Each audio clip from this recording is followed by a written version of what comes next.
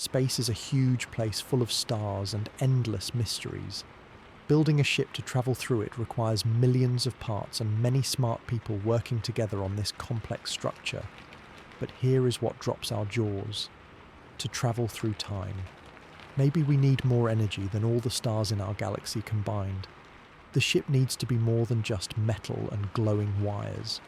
It needs to survive terrible forces near black holes that can crush anything. It is such a big challenge that it makes our best rockets look like children's toys.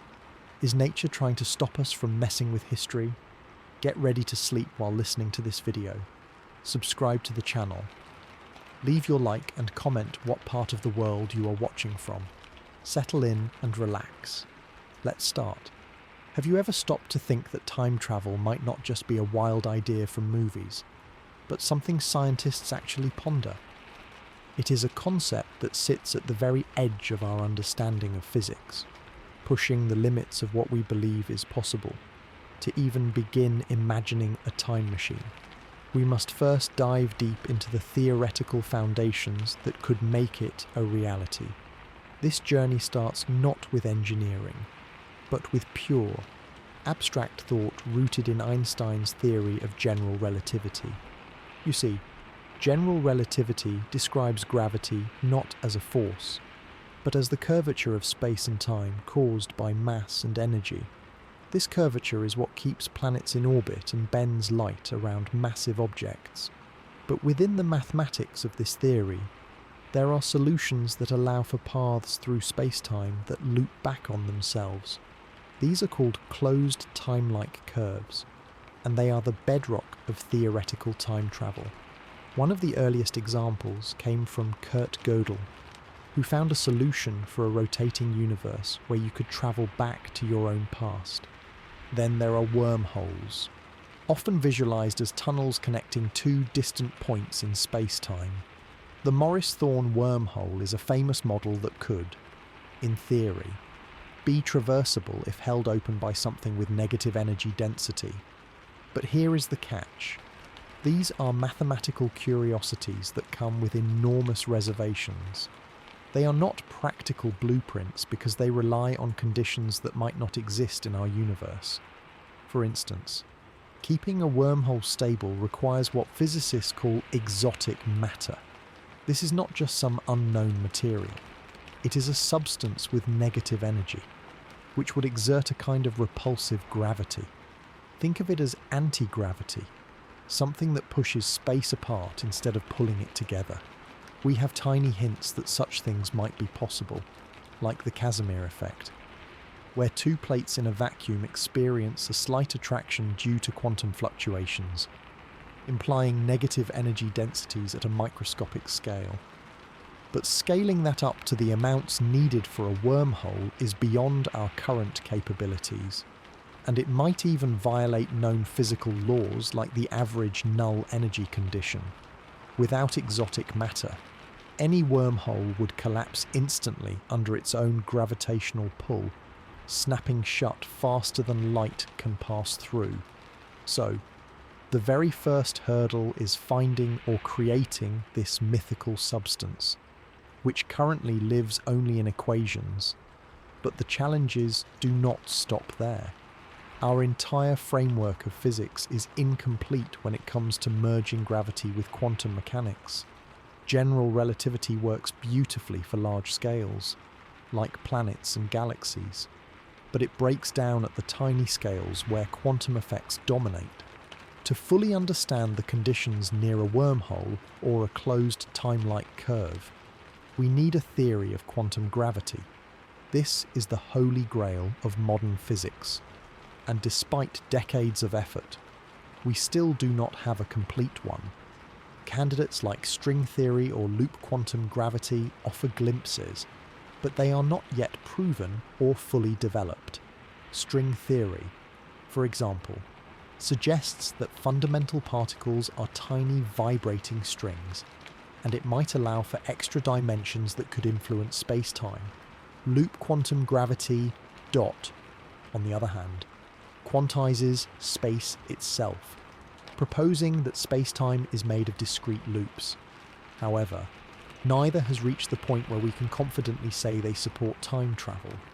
In fact, many physicists suspect that a full theory of quantum gravity might naturally forbid time travel through mechanisms like the chronology protection conjecture, proposed by Stephen Hawking. This idea suggests that the laws of physics prevent closed time-like curves from forming, perhaps through quantum effects that become overwhelming near such curves. So, building a time machine is not just an engineering problem. It is a fundamental scientific one. We would need a revolution in physics, something that overturns or extends our current understanding. Imagine trying to build a smartphone without knowing about electricity or semiconductors. That is the level of leap required here. The theoretical foundations are shaky because they rely on extrapolating general relativity into regimes where it has not been tested, and where quantum gravity must take over. Moreover, even if we ignore the material and energy requirements, there are logical issues. Time travel introduces paradoxes, like the famous grandfather paradox, where going back in time to prevent your own birth creates a contradiction. Some theories, like the Novikov self-consistency principle, suggest that the universe would prevent such paradoxes by making any actions you take in the past already part of history, so you could not change anything. Others propose that every time travel event splits the timeline, creating alternate universes. But these are just ideas, not proven facts. So, the theoretical work is not just about finding mathematical solutions. It is about ensuring that those solutions are physically plausible and logically consistent. This means that the first step in building a time machine is not in a workshop, but in the minds of theorists who must reconcile relativity with quantum mechanics, find a stable source of exotic matter, and resolve the paradoxes that arise. It is a daunting task that requires breakthroughs we cannot yet foresee. Until then, time travel remains a fascinating speculation, a dream that drives scientific inquiry but remains firmly in the realm of theory. The path from speculation to cutting-edge physics is long and winding, filled with unanswered questions and potential dead ends. But that is what makes it so compelling. It forces us to question the very nature of reality, time, and our place in the universe. So, while we may not have a time machine today, the pursuit of understanding these theoretical foundations is expanding human knowledge in ways we never imagined. Every equation written, every thought experiment conducted, brings us a little closer to knowing if such a journey is even possible. And that, in itself, is a journey through the frontiers of science. Now, let us consider the sheer scale of energy needed. The equations governing wormholes or warp drives suggest energy requirements that are astronomical. For example, DOT, stabilizing a wormhole might need more energy than all the stars in a galaxy produce over billions of years. This is not something you can plug into a wall socket. It is a cosmic scale endeavour. Collecting that much energy would require a civilization capable of harnessing the power of entire stars, placing them at a level far beyond our current capabilities on the Kardashev scale. But even if we had that energy, focusing and controlling it precisely is another monumental challenge. The propulsion system for a time machine would not be a simple engine. It would be a device that manipulates the fabric of space-time itself.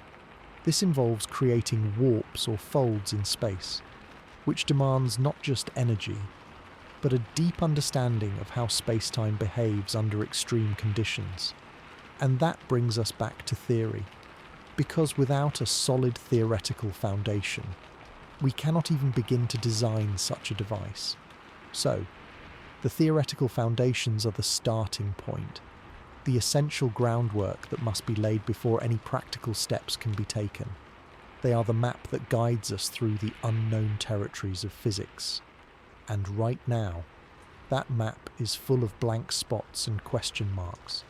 But by exploring these ideas, we are charting those territories, inching forward toward answers.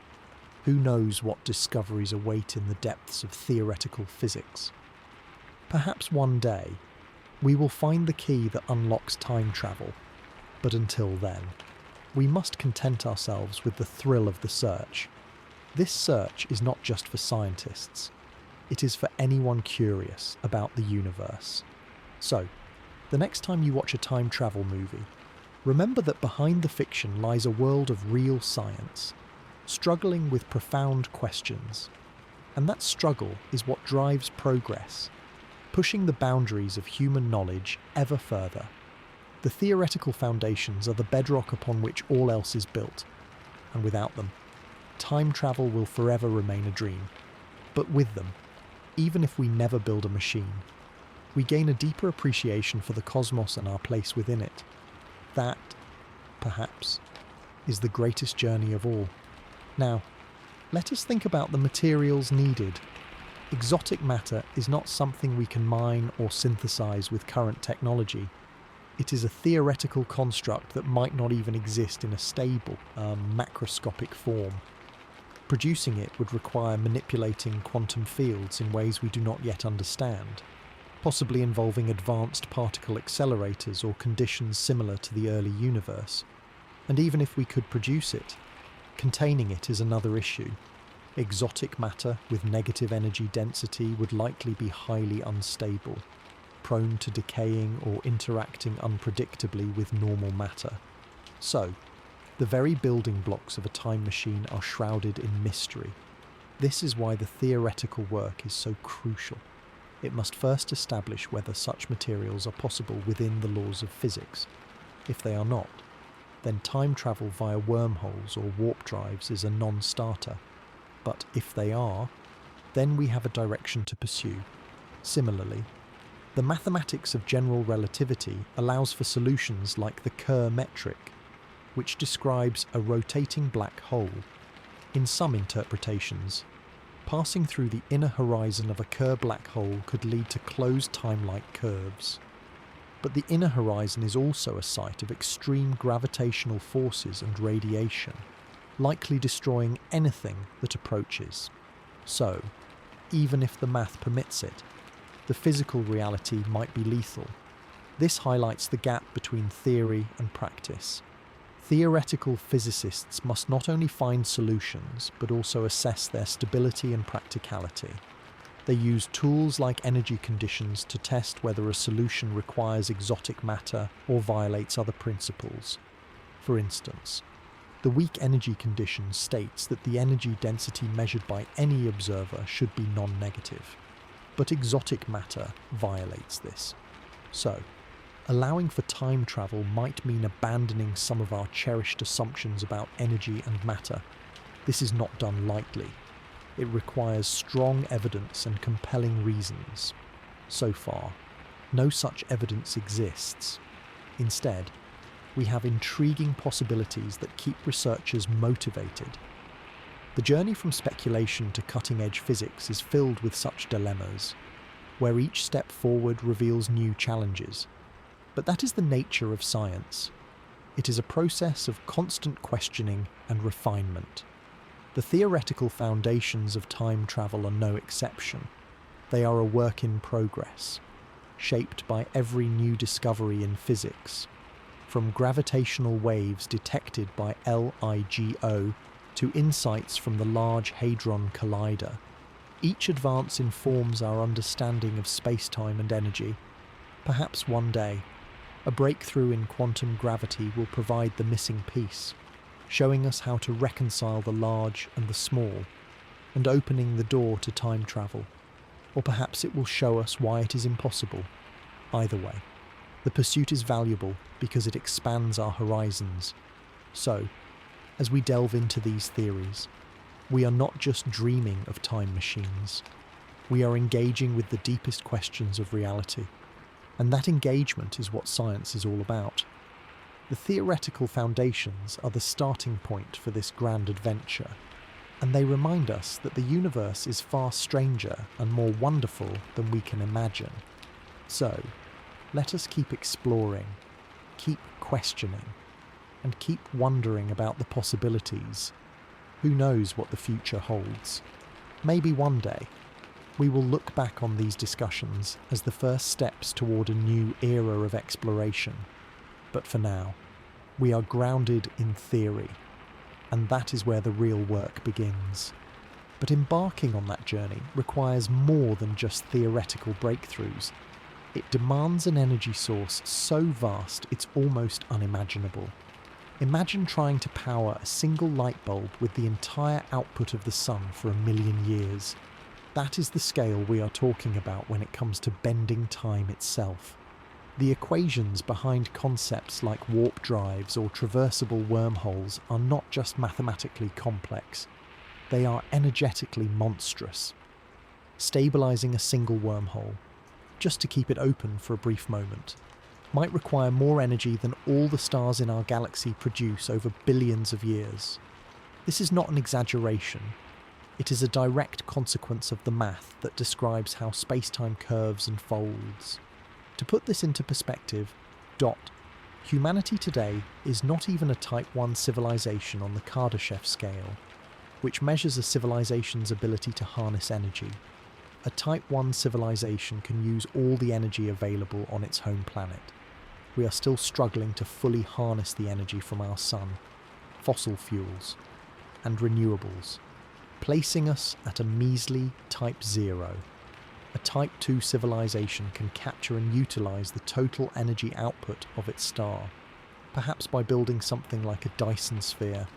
A Type 3 civilization, the level implied by these energy needs, controls the power of an entire galaxy, harnessing the energy from billions of stars.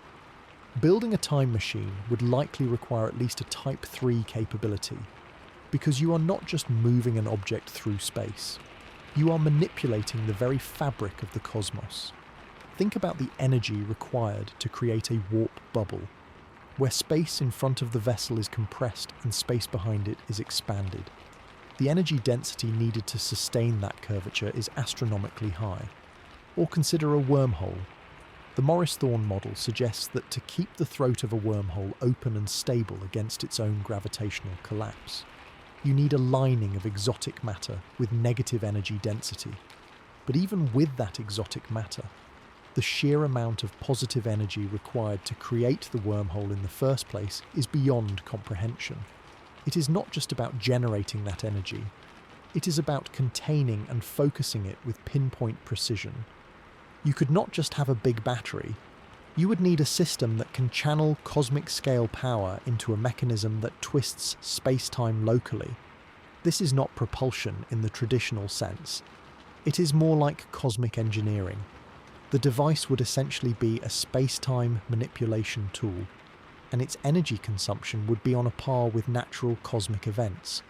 For instance, a gamma-ray burst releases more energy in a few seconds than our sun will in its entire lifetime. But that energy is scattered across light years.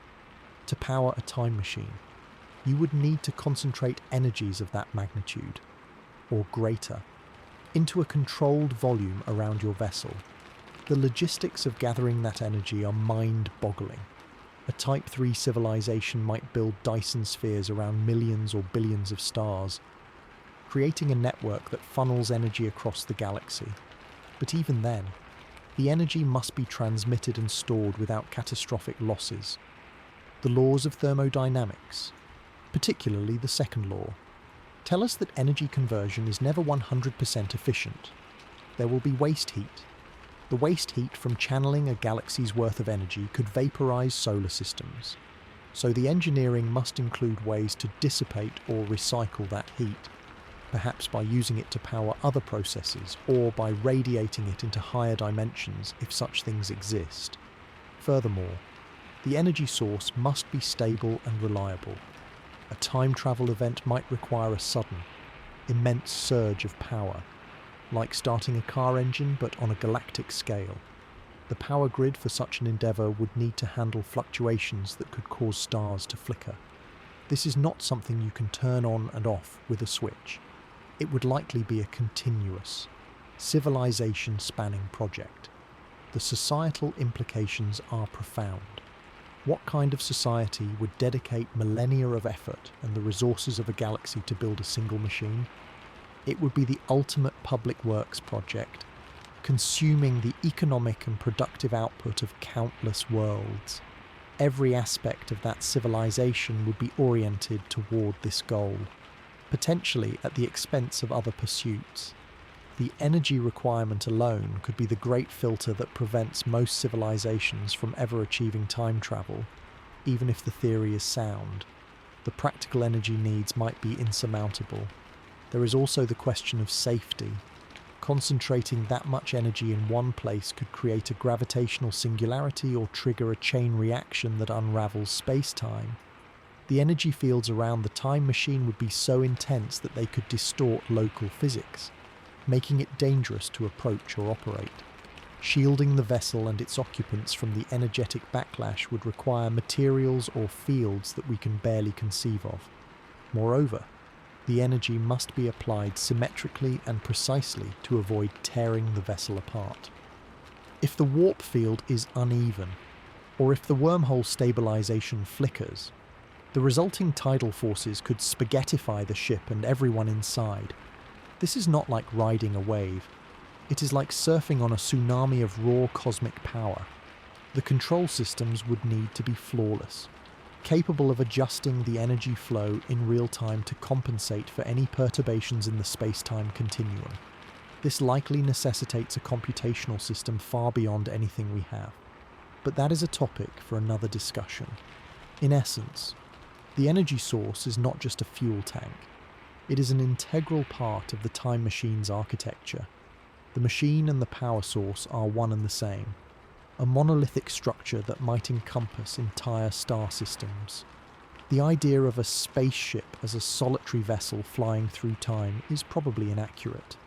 It would be more like a fixed installation or a network of nodes that generate and direct the necessary energy fields.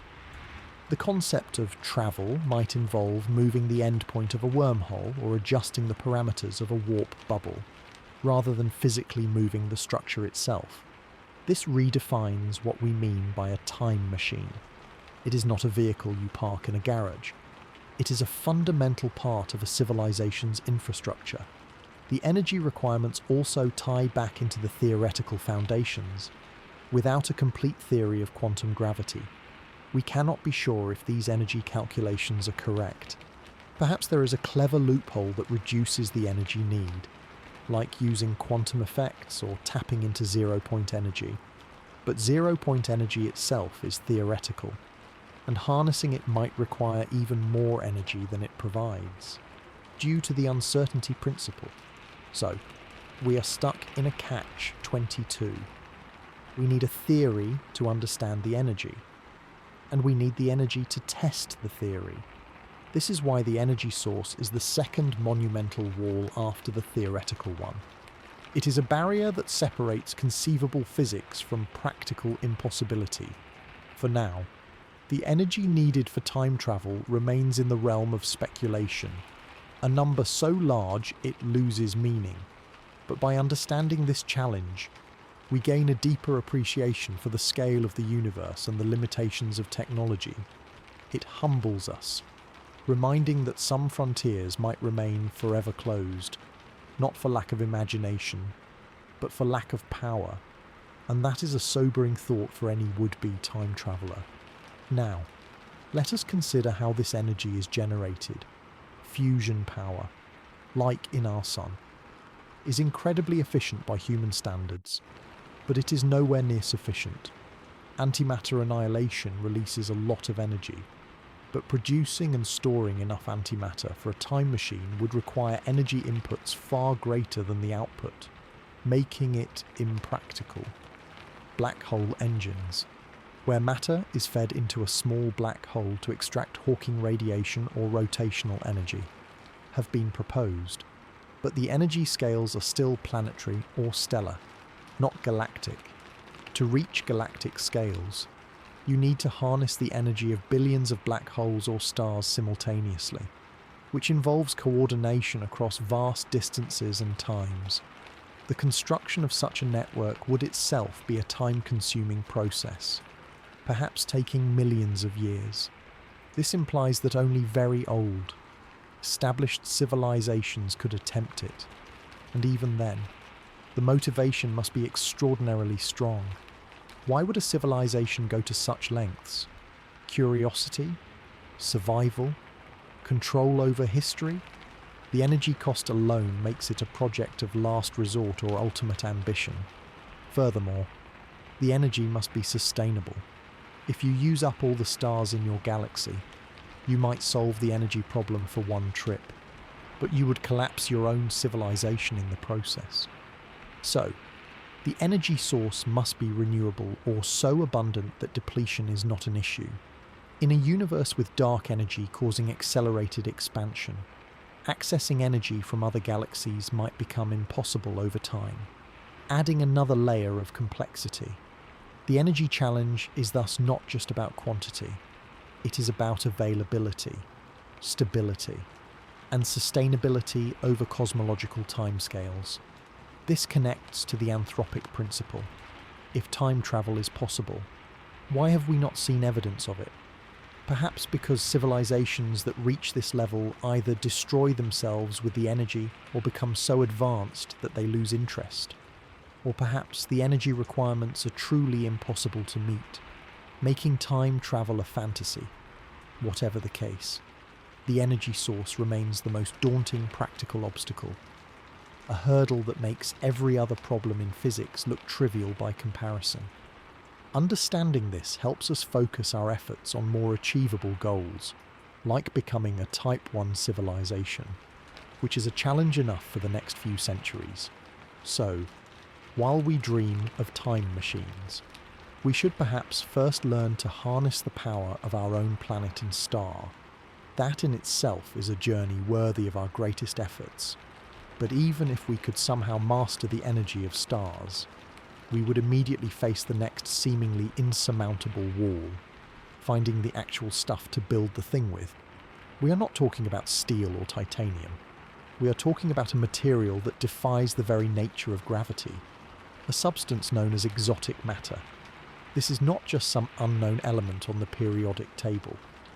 It is a theoretical form of matter with a property so strange it sounds like magic. Negative energy density. In our everyday world, all matter has positive energy density, which means it attracts other matter through gravity. You drop a ball, and it falls to the ground. Exotic matter would do the opposite. It would possess a kind of negative pressure, creating a repulsive gravitational effect that pushes space outward instead of pulling it inward. Think of it as anti-gravity in a tangible form. This bizarre property is not just a cool trick. It is absolutely essential for many theoretical models of time travel, particularly those involving stable wormholes. A wormhole, as you might imagine, is a tunnel through space-time, but the immense gravitational force at its throat would cause it to collapse into a singularity faster than the speed of light. To keep it open and traversable, you need something to prop the door open, and that something is exotic matter. Its repulsive gravity would act as a counterforce, pushing against the natural tendency of the wormhole to pinch shut, effectively lining the tunnel to make it safe for passage. Without this exotic lining, any attempt to create or use a wormhole would result in instant, catastrophic collapse. So, where do we find this miracle material? The frustrating answer is that we do not, at least not in any usable quantity. Our current physics provides only tiny, microscopic hints that such a thing might be possible. The Casimir effect is a classic example from quantum field theory. If you place two perfectly smooth, uncharged metal plates extremely close together in a vacuum, they experience a slight attractive force. Why? Because the space between the plates restricts the kinds of quantum fluctuations that can exist there, resulting in a lower energy density between the plates compared to the energy density outside. This difference in energy creates a pressure that pushes the plates together. From the perspective of the region between the plates, this can be interpreted as a negative energy density. It is a real, measurable effect. but the amount of negative energy produced is infinitesimally small, lasting for mere moments and existing on a scale of nanometers. Scaling this up to the astronomical quantities needed to stabilize a wormhole, a structure that might be large enough to fly a spaceship through, is a challenge of literally cosmic proportions. It is like trying to power a city by harnessing the static electricity from rubbing a balloon on your hair. The fundamental principle is there, but the scale is laughably inadequate. The production of macroscopic amounts of stable exotic matter is a problem that might even violate known laws of physics. The classical energy conditions in general relativity, like the weak energy condition, essentially state that energy density must always be non-negative for all observers. Exotic matter violates these conditions. While these conditions are not proven laws, they are more like assumptions that hold true in all known classical settings.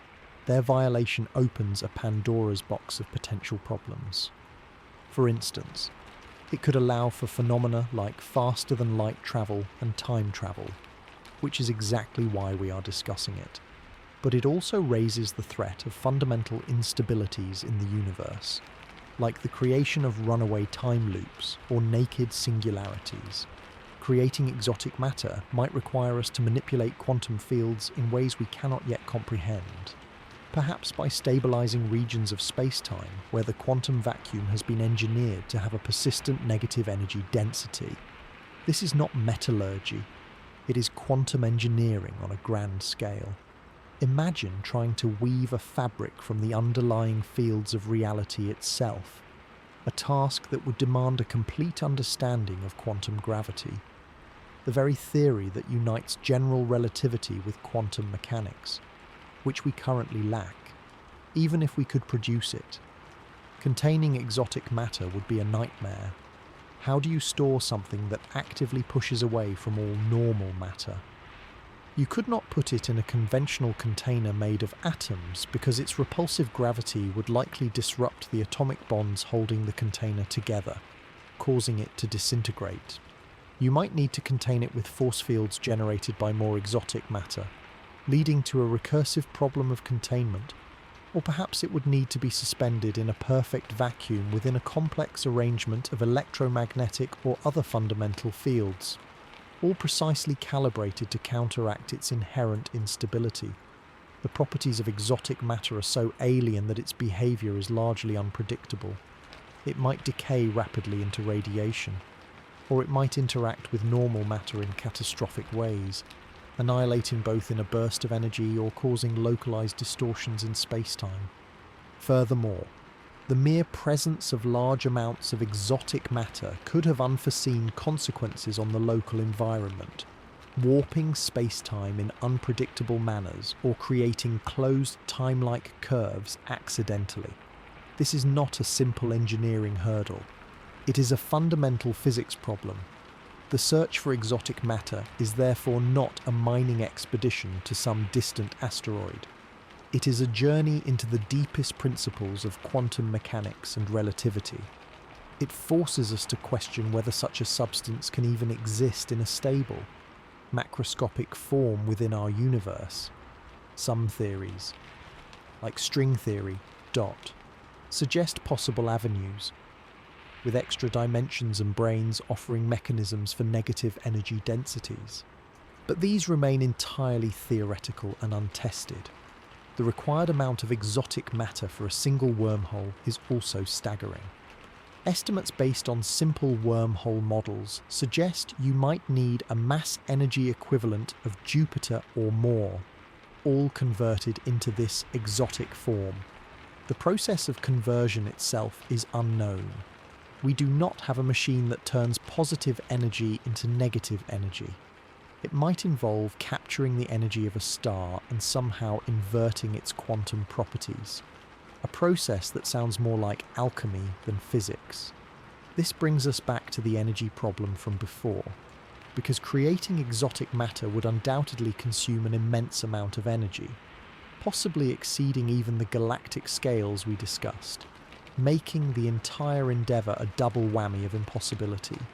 Moreover, The exotic matter must be structured and placed with incredible precision. For a wormhole, dot. It needs to form a perfect, smooth lining along the entire throat, with no weak points or inconsistencies. Any imperfection, any tiny region where the negative energy density falters, would become a point of catastrophic failure, causing the entire wormhole to collapse instantaneously. This demands a level of material science and fabrication technology that is beyond our wildest dreams. We are talking about manipulating matter at the Planck scale, the smallest possible scale in the universe, where quantum gravity effects dominate. In essence, the quest for exotic matter is the quest for the ultimate construction material, one that does not just withstand forces, but actively defines the geometry of space-time. Without it, the dream of a traversable wormhole, and thus one of the most plausible methods for time travel, remains firmly in the realm of science fiction. So, while we grapple with harnessing energy, we must also confront the reality that the very bricks and mortar for our time machine might be made of something that contradicts the everyday behaviour of the universe. This dual challenge of energy and material is what makes time travel such a formidable prospect, a goal that requires not just incremental advances but multiple revolutions in our understanding of physics. It is a humbling reminder that the universe guards its deepest secrets closely, and the path to unlocking time may be forever barred by the absence of a material that pushes rather than pulls. So, assuming we miraculously solve the exotic matter puzzle, we are immediately confronted with the next brutal physical reality. The vessel itself must survive forces that would tear apart any known material. Think about what happens near a black hole.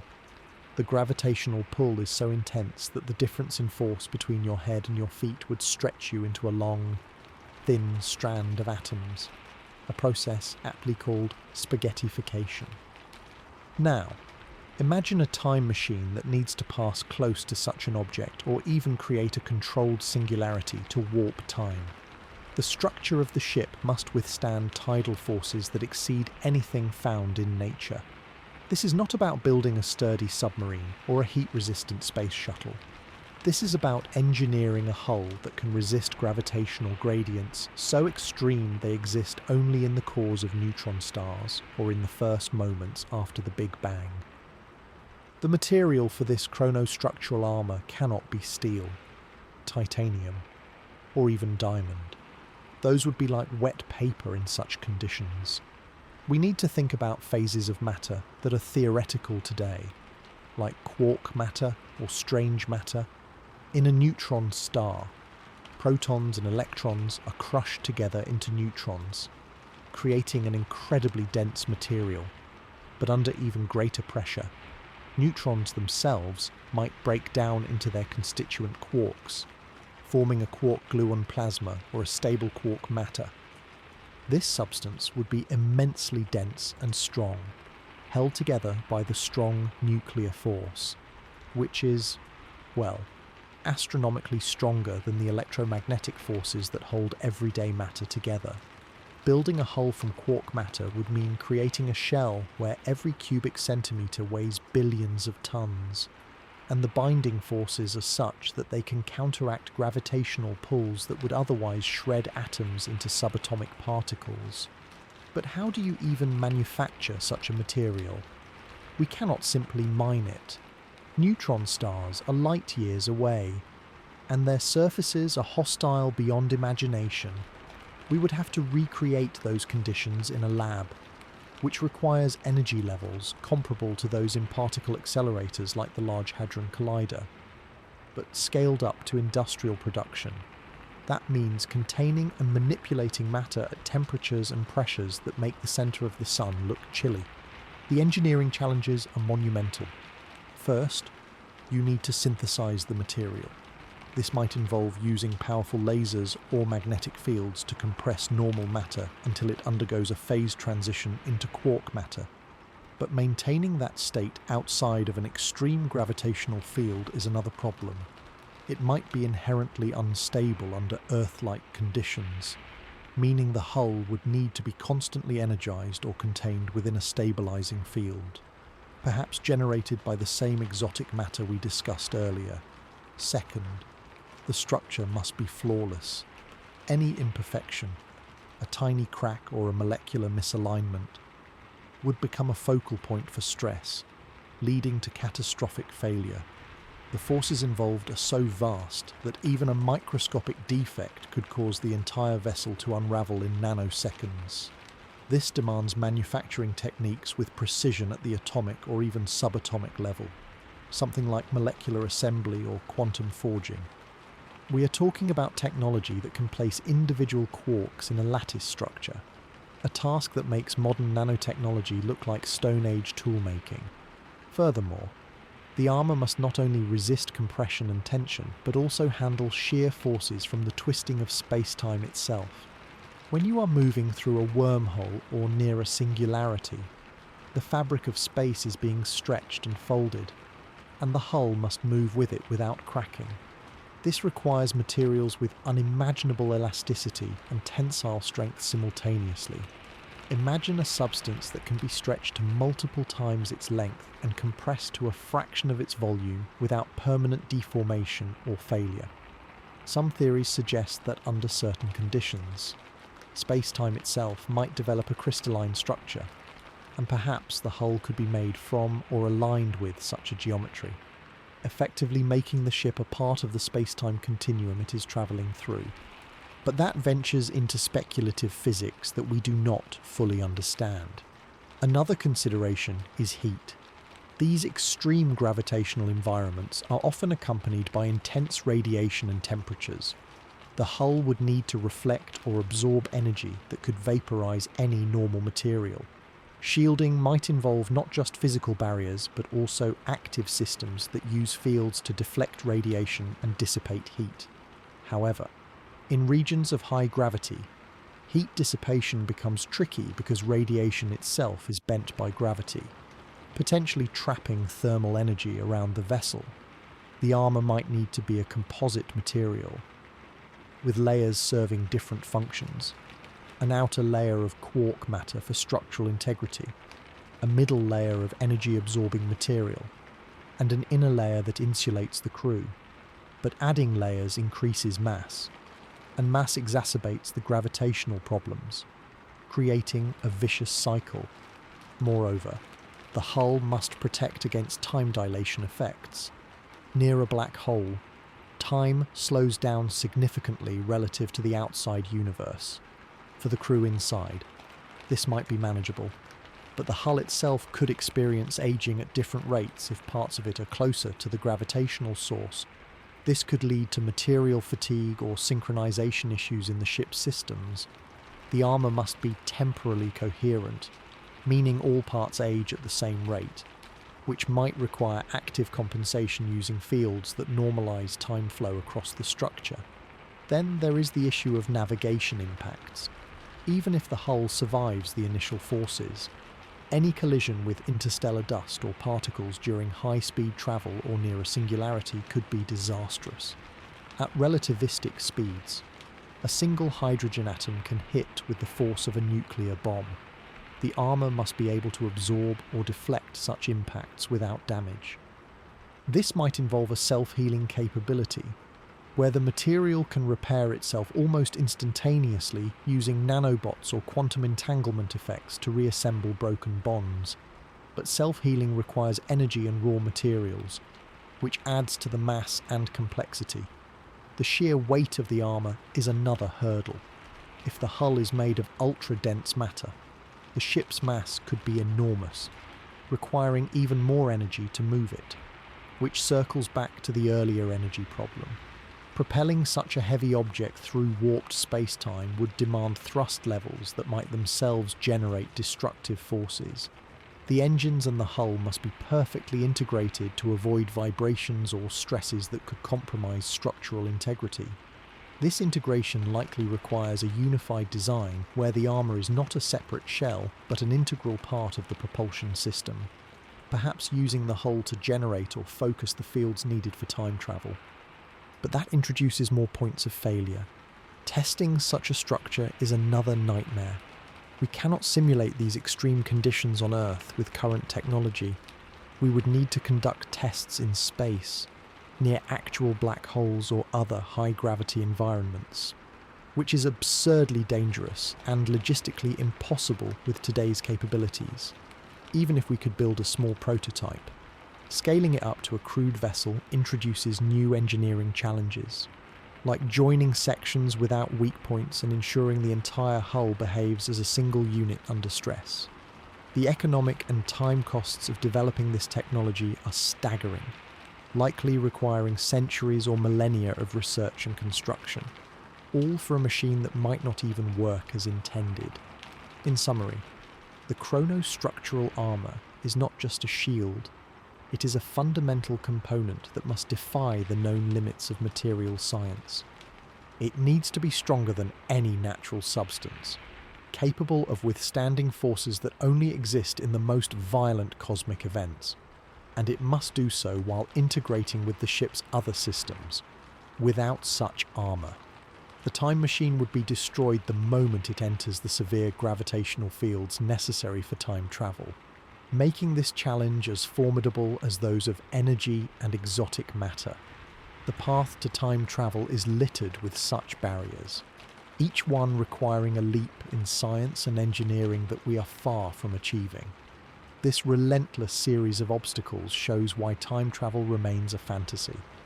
Despite its theoretical possibilities, every layer of complexity adds to the improbability, pushing the dream further into the realm of science fiction. Yet, by understanding these challenges, we gain a deeper appreciation for the universe's laws and the ingenuity required to even contemplate such journeys. The pursuit itself, though likely futile, drives innovation and expands the boundaries of human knowledge, which is a valuable endeavour in its own right.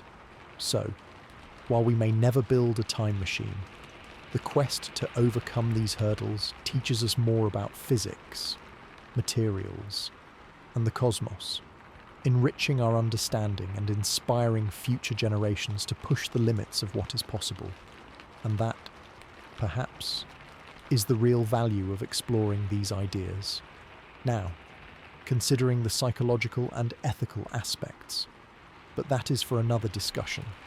The structural challenges alone are enough to occupy scientists for centuries, highlighting the immense gap between theory and practice in time travel.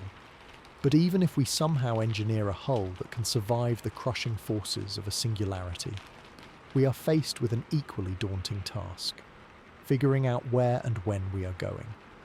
Navigating through space is hard enough with our current GPS systems, but adding time into the mix transforms it into a problem of cosmic proportions. Imagine you are driving a car, but instead of just needing to know your street address, you also need to know exactly what year it is at your destination, and you have to avoid crashing into buildings that have not been built yet or mountains that have long since eroded away. That is the essence of space-time navigation for a time machine. It is not enough to plot a course through the 3 spatial dimensions. You must also pinpoint a precise moment in the 4th dimension: time. This means your navigation system must account for the fact that the universe is not static. It is dynamic and evolving. Stars are moving.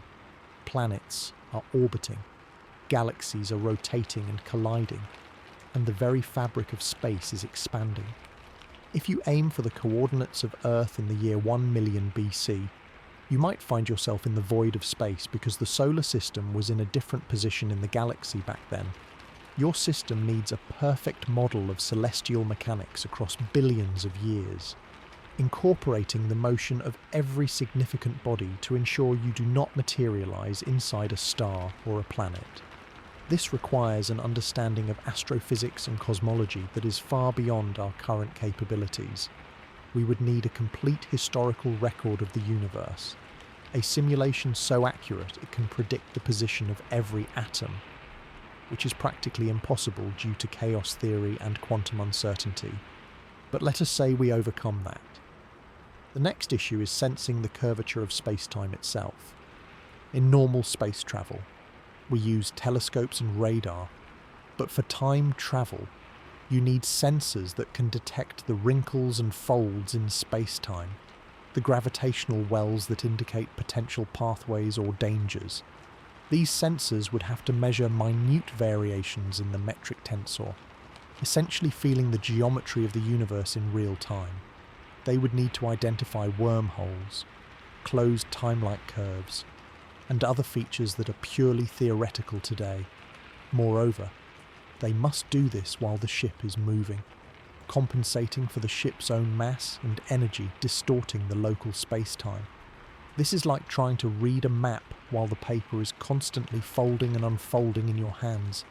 The navigation computer would be the brain of this operation, and it would have to be unimaginably powerful. It is not just processing spatial data, it is integrating temporal data, running simulations of possible futures and pasts to find a safe path. It must avoid paradoxes, like flying into your own past trajectory and causing a collision. In some theories, closed time-like curves could allow you to meet yourself, which might lead to destructive interference or other unpredictable effects.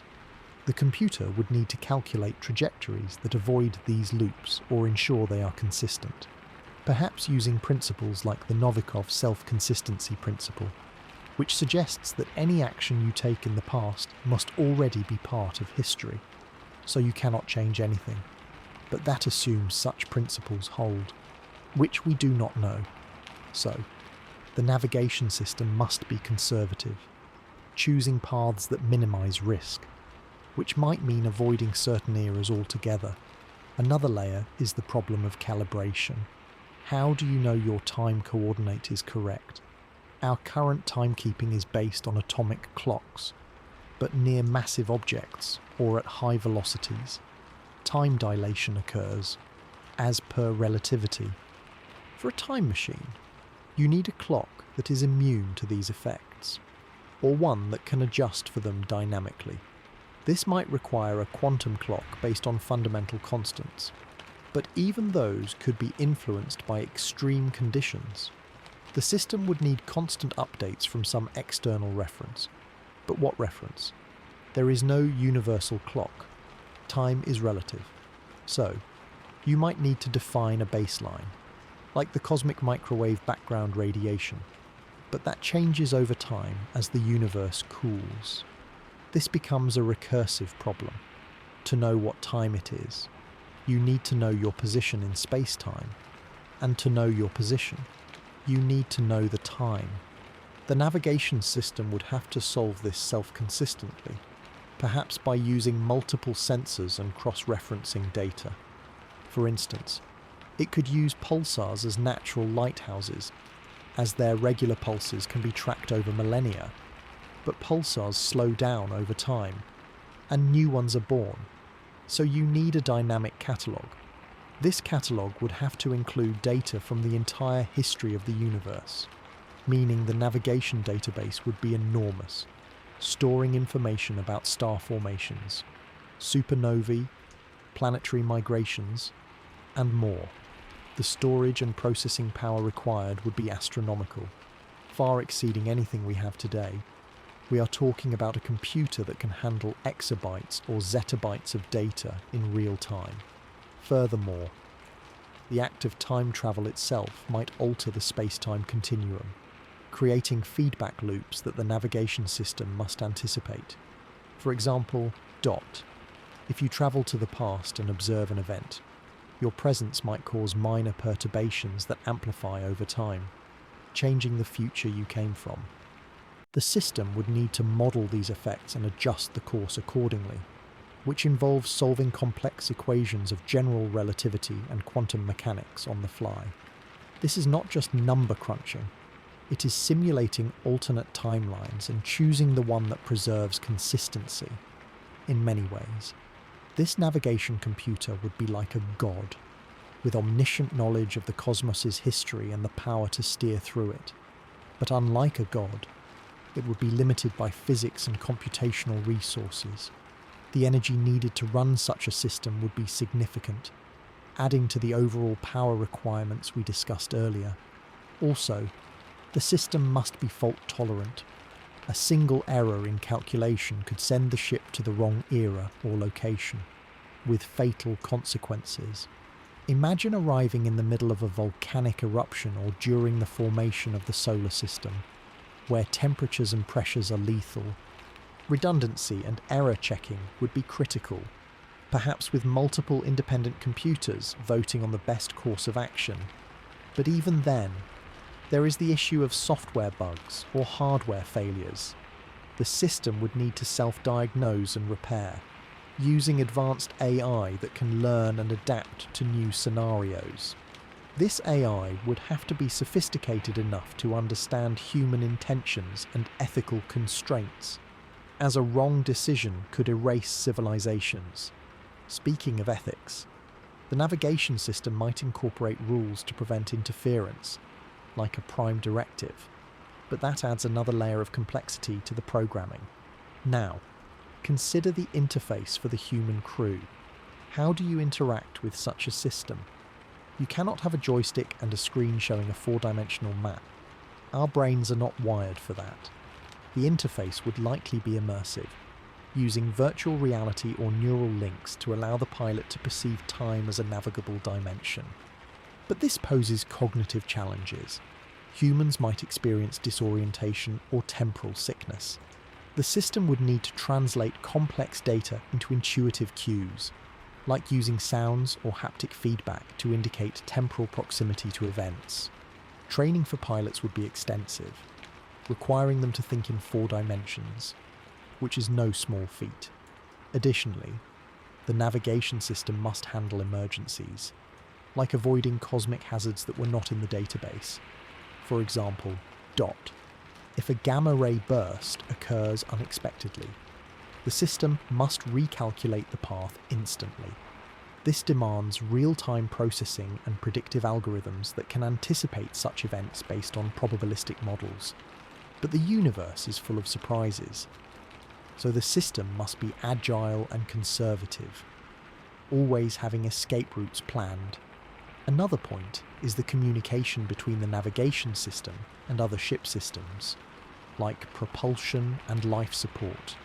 If the navigation system detects a dangerous region, it must coordinate with propulsion to change course and with life support to prepare for potential stresses. This integration requires a seamless network, likely using quantum entanglement for instantaneous communication within the ship. But that technology is still speculative, without perfect synchronization. A delay of microseconds could mean missing a safe window and ending up in a catastrophe. The development of such a navigation system would be a multidisciplinary effort, involving physicists, computer scientists, engineers, and psychologists. It would take decades, if not centuries, to build and test. And even then, we might never be sure it works until we try it, which is a huge risk. In summary, navigating through space-time is arguably the most intellectually challenging aspect of building a time machine. It requires a fusion of general relativity, quantum mechanics, computer science, and cosmology that we are far from achieving. The system must be infinitely precise, endlessly powerful, and flawlessly reliable, all while dealing with the inherent uncertainties of a changing universe. Without it, time travel is not just dangerous, it is impossible.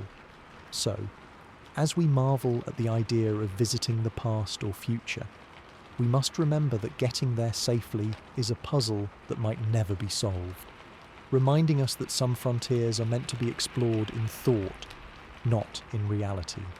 This journey through the challenges of time travel highlights the beauty and complexity of our universe, and perhaps that is where its true value lies, in inspiring us to learn more about the cosmos we inhabit. So, let's say we've miraculously cracked the code for perfect space-time navigation. The next and perhaps most human-centered challenge is keeping the crew alive inside this machine.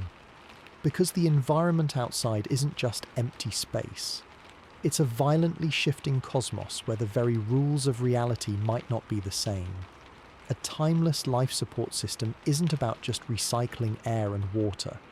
It's about creating a stable, isolated bubble of normality amidst a universe that is fundamentally hostile to human biology across different eras. Imagine travelling back to the early universe, just after the Big Bang. The cosmic microwave background radiation, which today is a faint chill, was once a searing bath of energy, with temperatures in the thousands of degrees. Any conventional ship would be instantly vaporized. Or consider jumping to an era of intense gamma-ray bursts from collapsing stars, where radiation levels would fry electronics and DNA alike. The life support system must therefore act as a fortress, not just against physical debris, but against energy and environmental shifts that occur on a cosmological scale. This means the hull must be an active shield, likely incorporating layers of exotic matter or generated force fields that can deflect or absorb these extreme radiations. But it's not just about radiation. The constants of nature themselves might have been different in the past. Some theories suggest that fundamental constants, like the fine structure constant or the strength of gravity, could vary over time. If that's true, then the chemistry of life itself could become unstable. Your body relies on precise atomic interactions. If those forces change even slightly, metabolic processes could fail, proteins might not fold correctly, and cellular machinery would break down. The life support system must therefore monitor and compensate for any local variations in these constants, creating a pocket of spacetime where the physics remains identical to the crew's home era. This is a monumental task, requiring sensors that can detect fluctuations in the fabric of reality and actuators that can adjust the local environment instantaneously. Think of it as an ultra-advanced climate control system, but instead of regulating temperature and humidity, it's regulating the laws of physics within the crew cabin.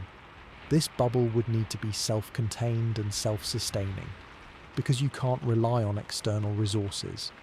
In deep time, the composition of the interstellar medium changes. There might be no breathable air or water for millions of light years. So, the system must perfectly recycle every molecule of air, water, and waste, likely using closed-loop systems similar to those proposed for generation ships. But with even higher efficiency, any loss would be catastrophic over long journeys. Food production is another hurdle. You can't carry enough for centuries, so you'd need onboard agriculture or synthetic food production that operates reliably regardless of the external time period. But plants and animals evolved in a specific environment. They might not survive if the cosmic radiation levels or gravitational forces change. Therefore, the food supply might need to be entirely synthetic, produced by molecular assemblers or vat-grown, independent of biological cycles. Then there's the psychological aspect of being trapped in a bubble while witnessing the universe age rapidly outside. The life support system must include environmental controls to simulate a natural day-night cycle and seasonal variations to maintain mental health, even if outside stars are forming and dying in fast forward. The system would also need to protect against more subtle threats. For example, during transitions, the ship might pass through regions of space-time with high concentrations of dark matter or other exotic particles that could interact harmfully with human tissue. Shielding would need to be designed against particles we haven't even discovered yet. Moreover, the life support must handle gravitational stresses. During close approaches to massive objects for time dilation effects, the crew would experience intense G-forces. The cabin would need inertial dampeners or acceleration couches to prevent injury, and the artificial gravity system must remain stable to avoid disorientation.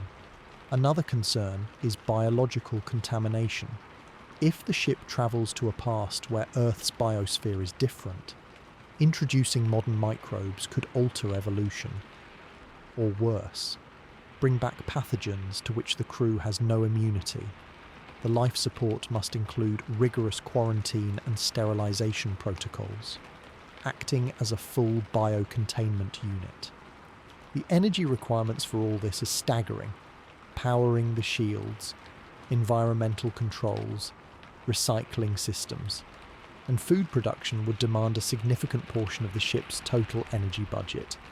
Adding to the already insane needs we discussed earlier, this system couldn't have single points of failure. Redundancy would be critical. Multiple backup systems for air, water, and power would be necessary, along with automated repair drones that can fix any breach or malfunction quickly. The life support AI would need to be incredibly sophisticated, capable of diagnosing medical issues in the crew and administering care, as there would be no hospitals to visit. It might even need to perform surgery or manage cryogenic storage if the journey involves long periods of suspended animation. Speaking of time, the crew itself ages, so the life support must account for relativistic effects. If you travel near light speed or a black hole, time dilation means the crew might age slower than the outside world. But internally, their biological clocks need to be synchronized with the ship's time.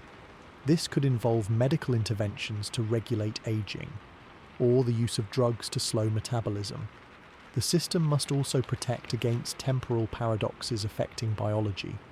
For instance, if a crew member were to encounter their past self, the psychological and even physical effects are unknown, so the life support might include protocols to prevent such interactions.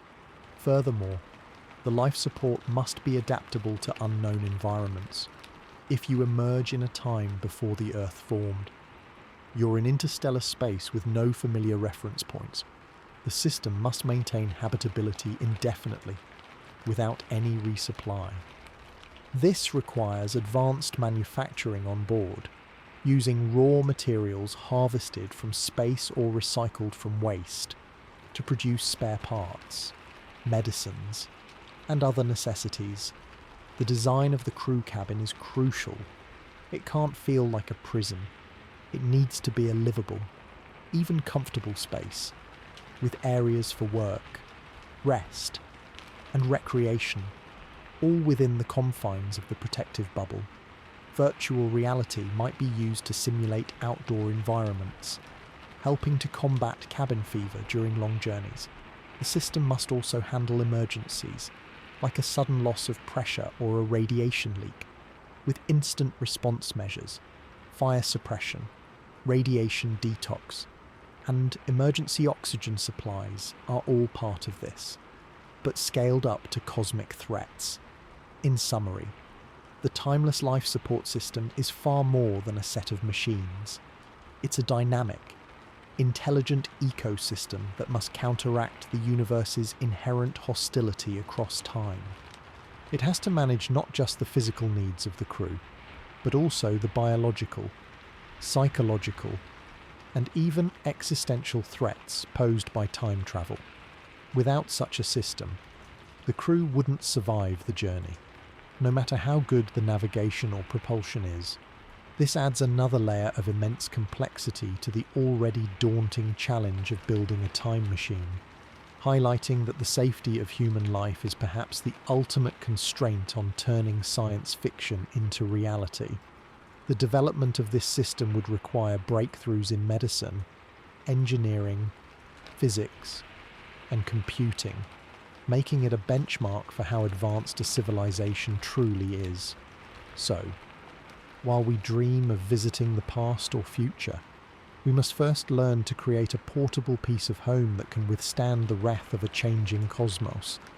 This isn't just about building a ship, it's about building a sanctuary that travels through time, and that might be the hardest part of all. Now, considering all these layers, from theory to energy to materials to navigation and now life support, the cumulative weight of challenges makes time travel seem increasingly improbable. Yet, each challenge also represents a frontier of human knowledge, pushing us to explore and innovate in ways we never thought possible. And that pursuit, in itself, is a journey worth taking. But even if we engineer a perfect life support system that sustains the crew through any era, we now confront the most intellectually treacherous obstacle of all, the paradox. It is not merely a plot hole for science fiction. It is a fundamental question about cause and effect that physics must answer before any time machine can be considered safe, or even possible. The most famous is the grandfather paradox. You travel back in time and prevent your grandfather from meeting your grandmother, thus preventing your own birth, which means you could not have travelled back to do the deed. This is a logical inconsistency, a loop that seems to break reality itself. But this is just the simplest example. Consider the information paradox. What if you go back and give Shakespeare a copy of his own plays before he writes them? Where did the information originally come from? It seemingly appears from nowhere, violating the principle that information cannot be created or destroyed, or the bootstrap paradox, where an object or piece of information has no origin. It is caught in an endless loop of being passed from the future to the past. These are not just brain teasers. They represent potential physical impossibilities that could have real, destructive consequences.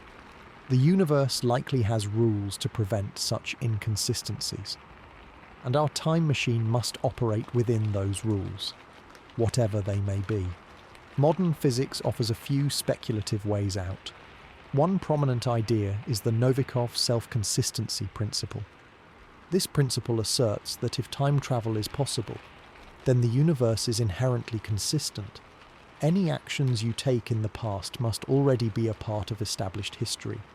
You cannot change the past because you have already always been there. In this view, if you try to shoot your grandfather, something will always prevent you.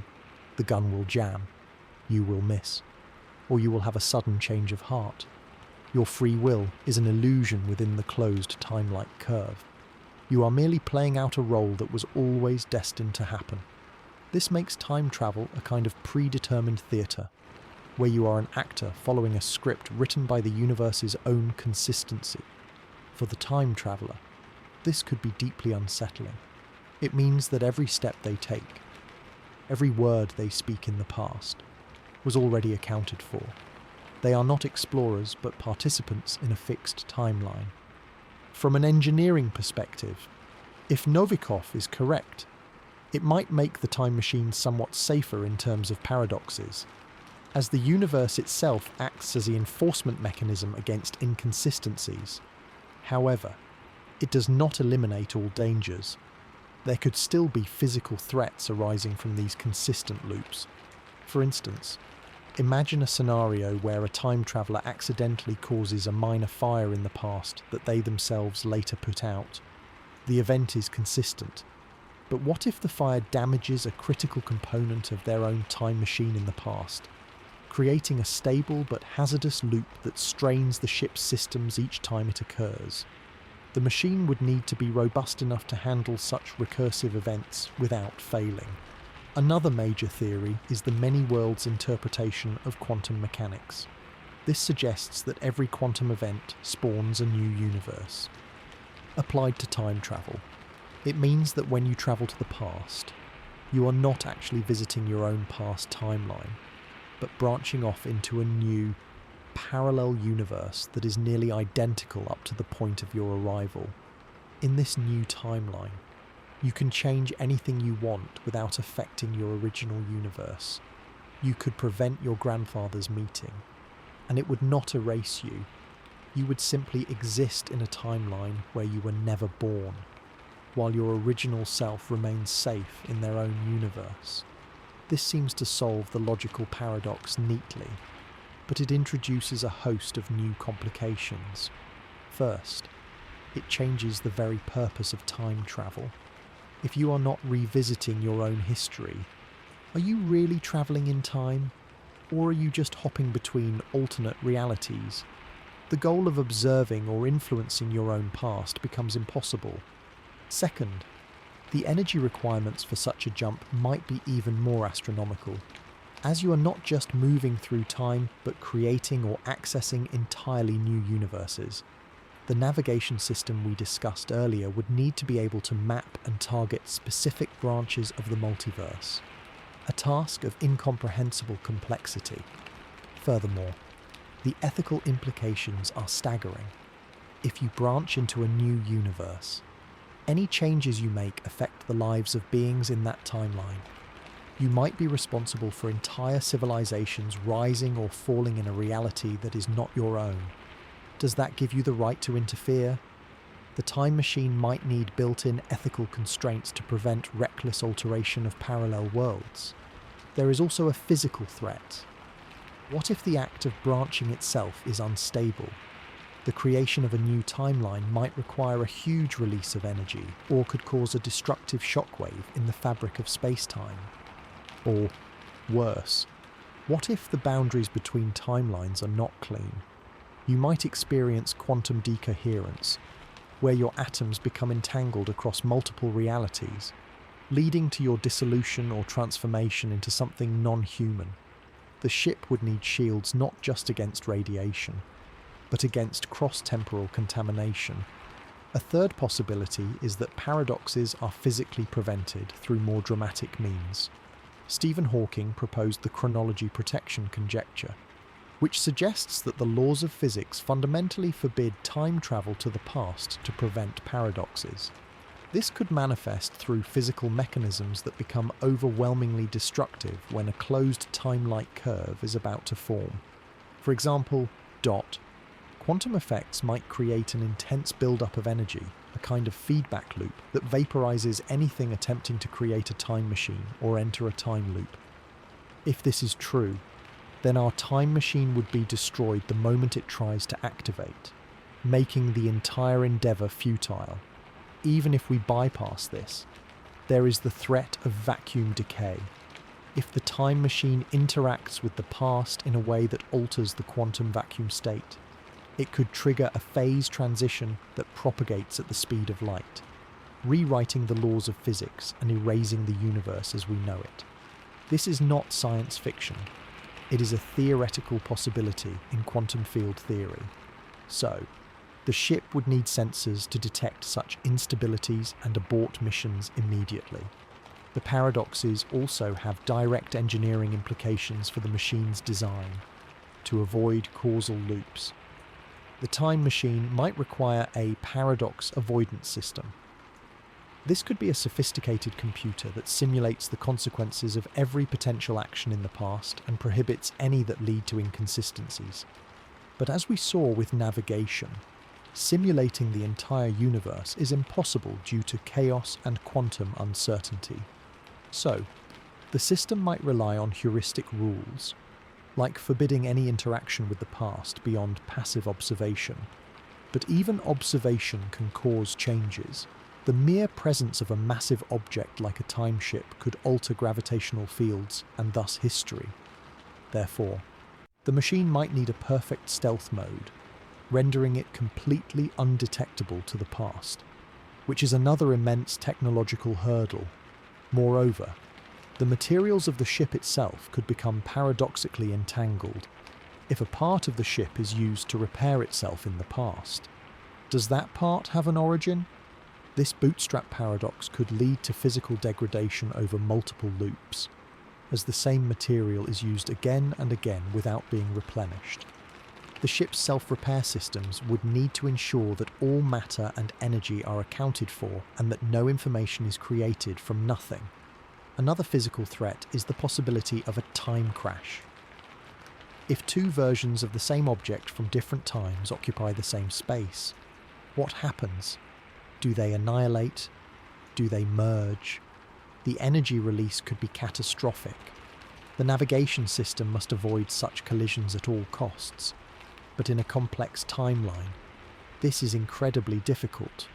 Furthermore, the psychological impact on the crew dealing with these paradoxes is profound.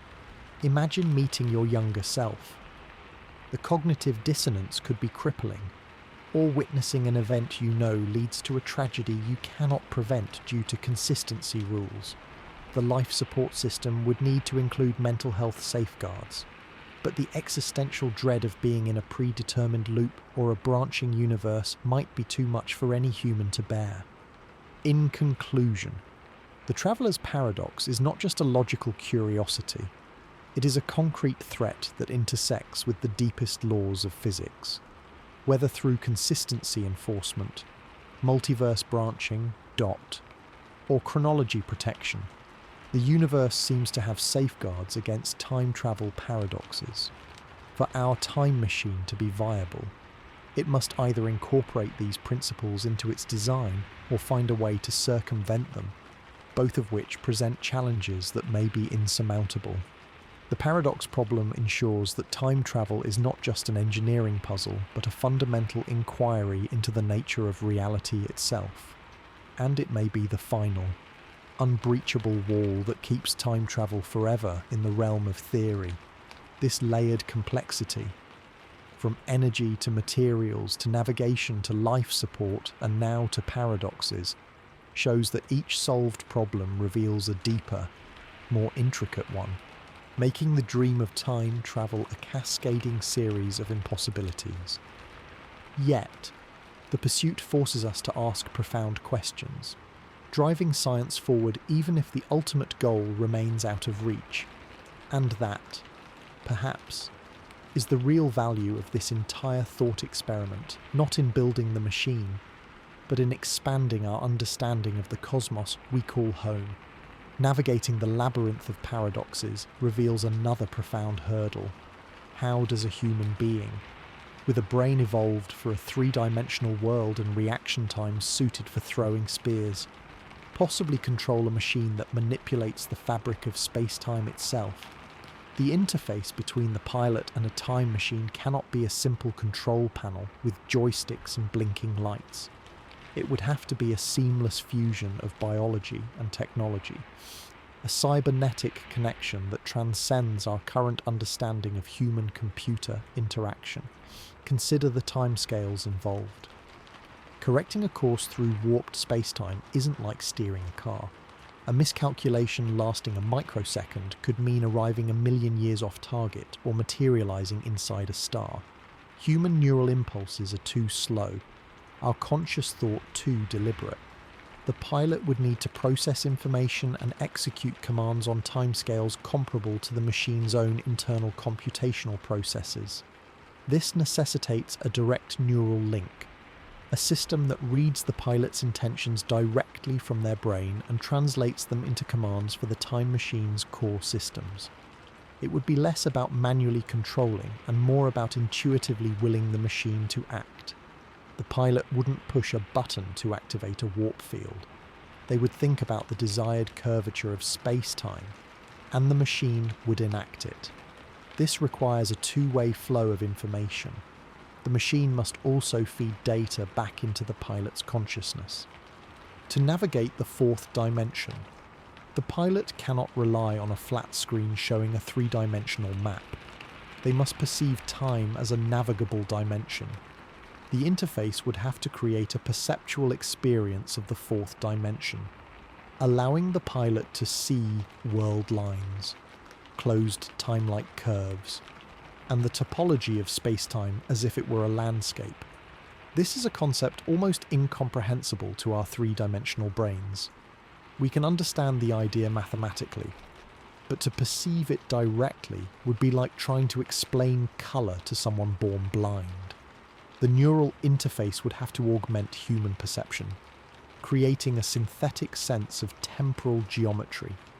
This could be represented as a complex dot, shifting tapestry of light and energy, where the past, present, and future of objects are visible simultaneously, and potential paths are illuminated like highways through a higher dimensional space. The cognitive load on the pilot would be immense, potentially overwhelming. To manage this, the pilot's consciousness might need to be temporarily enhanced or partially offloaded into the machine's artificial intelligence. This isn't just using a computer as a tool, it's a deep integration where the boundaries between the pilot's mind and the AI become blurred. The AI would act as a co-pilot, filtering out irrelevant sensory data, highlighting potential hazards like paradox loops or gravitational singularities, and handling the trillions of minor calculations required for stability while the human mind focuses on the broad strategic navigation. The pilot would essentially be making high-level decisions, go to this era, ... Avoid that timeline, while the AI and the neural interface handle the physics-breaking mechanics of actually executing those commands. This fusion raises enormous ethical and psychological questions. What happens to the pilot's sense of self when their thoughts are intertwined with a non-biological intelligence? Would they retain their free will? Or would the AI's predictive algorithms and paradox avoidance protocols subtly guide their decisions to ensure a consistent timeline? The risk of losing one's identity in the machine is very real. Furthermore, the interface must be perfectly secure. A neural link is a vulnerability. A glitch in the system or a corruption in the data stream could inject false sensory information or, worse, take control of the pilot's motor functions.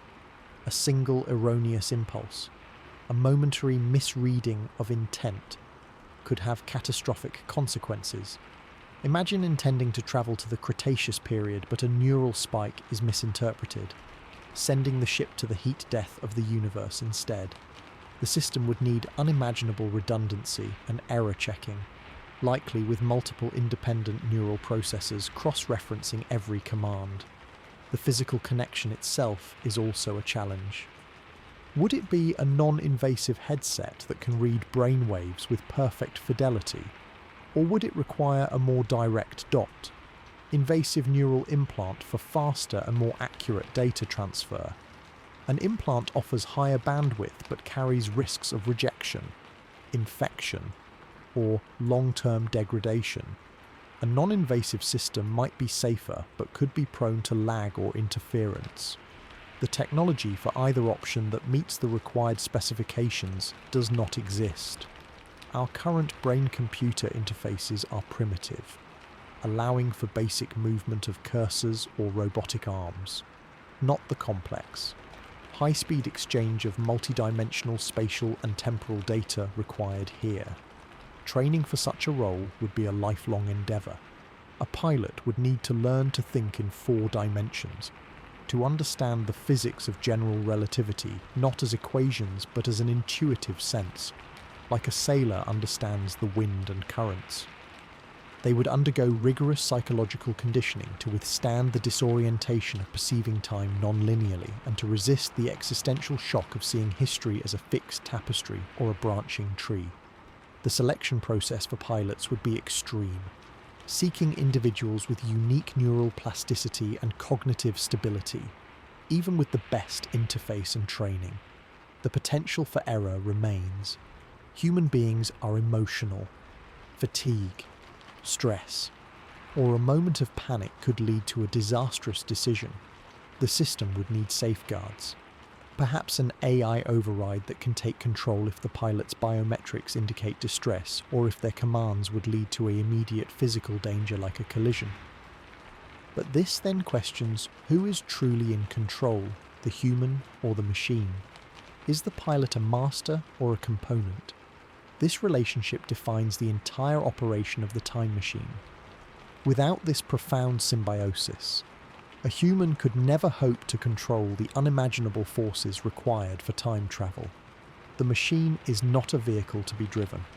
It is an extension of the pilot's mind, a tool for shaping reality that requires a mind capable of comprehending the shape of time itself. This challenge of the human-machine interface is therefore not just a technical one. It is a biological, psychological, and philosophical frontier.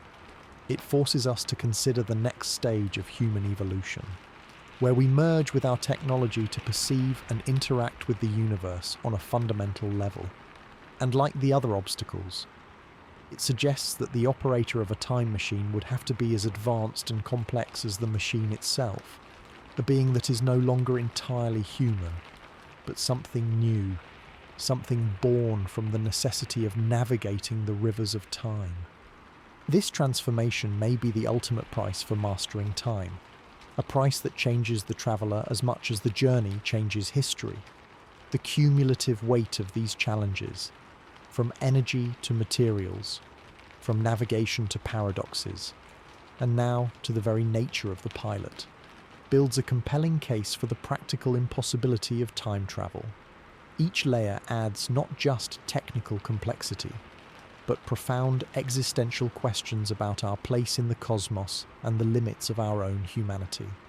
The dream of a time machine is, in the end, a mirror showing us not only what we wish to achieve, but what we would have to become to achieve it. And that reflection reveals a journey far more daunting than any through time.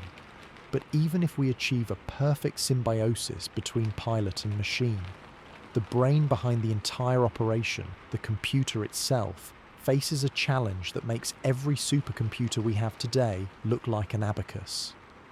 We are not talking about processing spreadsheets or rendering graphics. We are talking about a system that must calculate the bending of space-time itself, in real time, and do so while accounting for the infinite variables of a living, breathing universe. The mathematics behind general relativity that describe wormholes or warp bubbles are monstrously complex, involving tensor calculus and differential geometry that strain even our most powerful classical computers. But that is just the start. To actually stabilize a warp field or keep a wormhole throat open, you need to solve these equations not as a static problem, but as a dynamic, evolving system, with feedback loops that change nanosecond by nanosecond. A classical computer, even one with millions of cores, would be far too slow. The reason is rooted in the nature of the problem. Classical computers process information in bits, which are either zeros or ones. They excel at sequential, logical tasks, but modelling the fabric of reality requires dealing with probability, superposition, dot, and entanglement, the hallmarks of quantum mechanics. This is where quantum computing comes in, but not the kind we are tentatively building today. A standard quantum computer uses qubits, which can be in a state of 0, 1, or both at the same time. This allows it to explore many possibilities simultaneously, offering a massive speed up for specific problems like factoring large numbers or searching databases. However, for the task of manipulating space-time, we likely need something even more profound. We need a computer that does not just calculate about space-time, it calculates with space-time. It must process information not in abstract bits, but in terms of the very geometry it is trying to control. Think of it as a processor whose fundamental logic gates are not silicon transistors, but tiny folds in the fabric of the cosmos. This implies a computer based on the principles of quantum gravity, a theory that unites general relativity with quantum mechanics, which we do not yet have. Such a computer would not run on electricity alone. It might use gravitational fields or other fundamental forces as its operating medium. Its memory would not be stored in magnetic domains, but in the configuration of space-time itself. The calculations it performs would directly influence the metric tensor around the ship, creating a feedback loop where the computer's output is the physical curvature that allows for time travel. This is a level of integration where the computer is not a separate component. It is the heart of the propulsion system. Without it running, the warp bubble collapses or the wormhole pinches shut. Now, consider what this computer must do. First, it must model the ship's immediate space-time environment with perfect accuracy. This means tracking every particle, every gravitational wave, every quantum fluctuation in the vicinity. But due to the uncertainty principle, you cannot know the position and momentum of every particle perfectly, so the computer must work with probabilities, simulating a vast number of possible states at once. It must then collapse these probabilities into the most likely safe trajectory, all in real time. Second, and even more daunting. It must simulate the consequences of every action to prevent paradoxes. If the pilot decides to change course, the computer must instantly calculate how that new path will interact with the past light cone of the universe. Will it create a closed time-like curve that leads to a consistency violation? Will it cause the ship to collide with its own past self? The computer must run these causality checks continuously, evaluating not just one timeline, but potentially millions of branching possibilities if the many worlds interpretation holds. This is not a simple simulation. It is a full-scale model of causal history, requiring computational resources that are literally cosmic in scale. The data storage alone is unimaginable. To map out the history of even a small region of space for a few centuries, you would need to store information on the state of every atom, which is far beyond the capacity of any conceivable classical storage. A quantum gravity computer might solve this by using holographic principles, where information is stored on a two-dimensional surface, but that is highly speculative. Furthermore, the computer must be fault-tolerant to an insane degree. A single error in calculation could mean the difference between arriving in ancient Rome and being vaporized in the heart of a star. Quantum systems are notoriously fragile, susceptible to decoherence from even the slightest environmental interference. Keeping a quantum computer stable for the fractions of a second needed for a calculation is hard enough in a lab on Earth. Doing it in the wildly fluctuating energies near a wormhole or a singularity is a nightmare. The computer would need its own shielding and error correction protocols that are themselves based on advanced physics. Perhaps it would use topological quantum computing, where information is stored in the braiding of anyons, making it resistant to local disturbances. But this is still in the realm of theoretical research. The energy required to power this computer is another monumental issue. The act of processing information itself consumes energy, and according to Landauer's principle, erasing information generates heat. For calculations of this magnitude, the heat dissipation could be enormous, requiring a cooling system that operates at near absolute zero, while the outside environment might be intensely hot from radiation. This adds another layer of complexity to the ship's life support and power management. Moreover, the computer's operation might have physical side effects. If it is manipulating space-time geometry as part of its computation, it could create minor gravitational waves or quantum anomalies that need to be contained to prevent them from interfering with the very structure it is trying to stabilize. It is a delicate dance where the computer is both the choreographer and a dancer on a stage made of reality.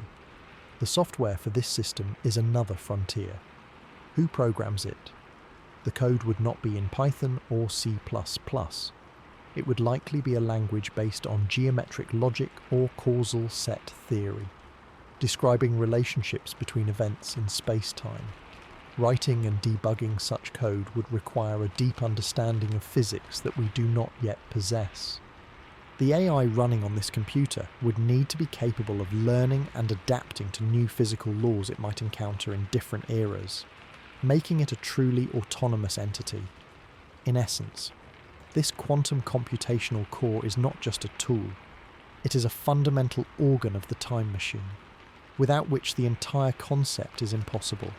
It must be infinitely powerful, perfectly reliable, and seamlessly integrated, handling tasks that are currently beyond human comprehension. The development of such a computer would represent a leap in technology as significant as the invention of the first computer, but on a scale that dwarfs it completely.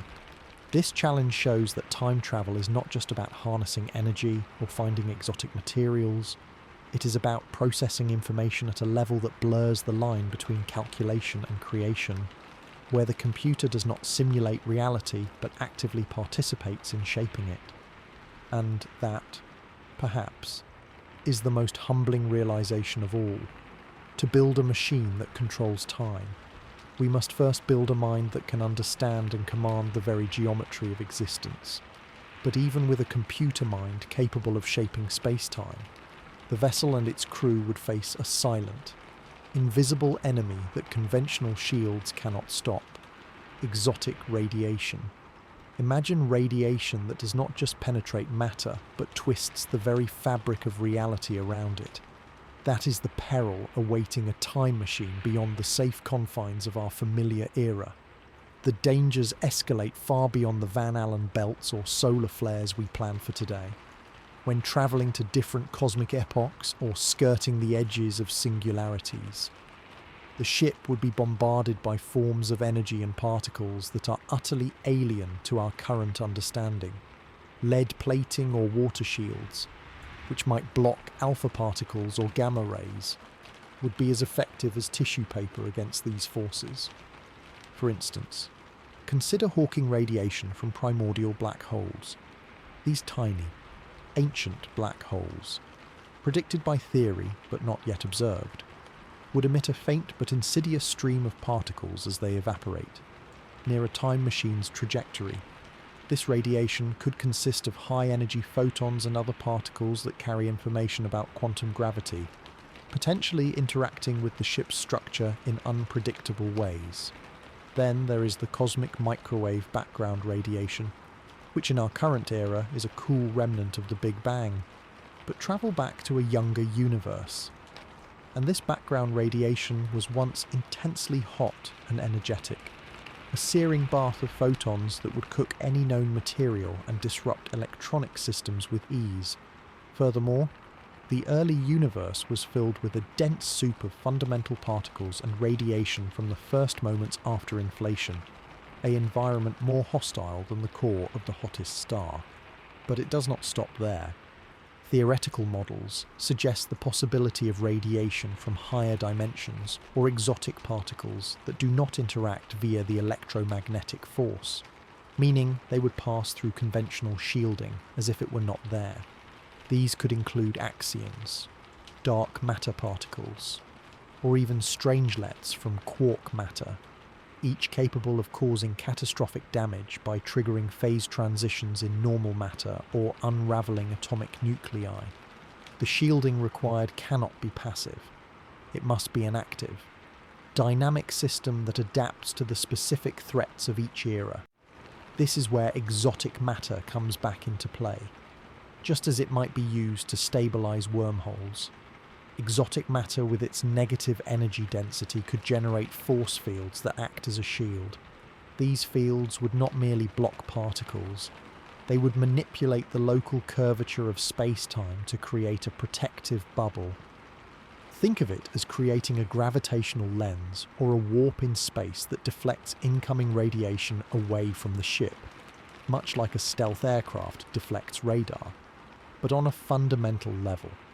This shield would need to counteract not just the particles, but the space-time distortions they carry, preventing radiation from altering the ship's local timeline or causing causal loops. The engineering of such a system is mind-boggling. First, the shield must be tunable in one moment. You might need to defend against the intense ultraviolet and X-ray radiation of a young, active galaxy. In the next, you could be facing the weird quantum foam of the Planck epoch, where virtual particles pop in and out of existence with violent energy. The shield's field generators would have to adjust their frequency and strength instantaneously, based on real-time data from the ship's sensors. These sensors themselves would need to detect and identify radiation types that are currently theoretical, requiring advances in particle physics that we have not yet made. Moreover, the shield must be omnidirectional and seamless. Any gap, however small, could allow a stream of lethal particles to enter, with effects worse than mere radiation poisoning. For example, DOT. Certain exotic particles might catalyze the decay of stable matter, turning the ship's hull into a cloud of unstable isotopes or causing a chain reaction that vaporizes the entire vessel.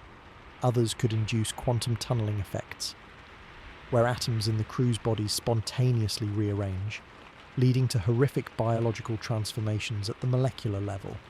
Imagine DNA strands unraveling not from ionization, but from being shifted into alternate quantum states, or cellular machinery failing because the fundamental constants within the shield bubble fluctuate.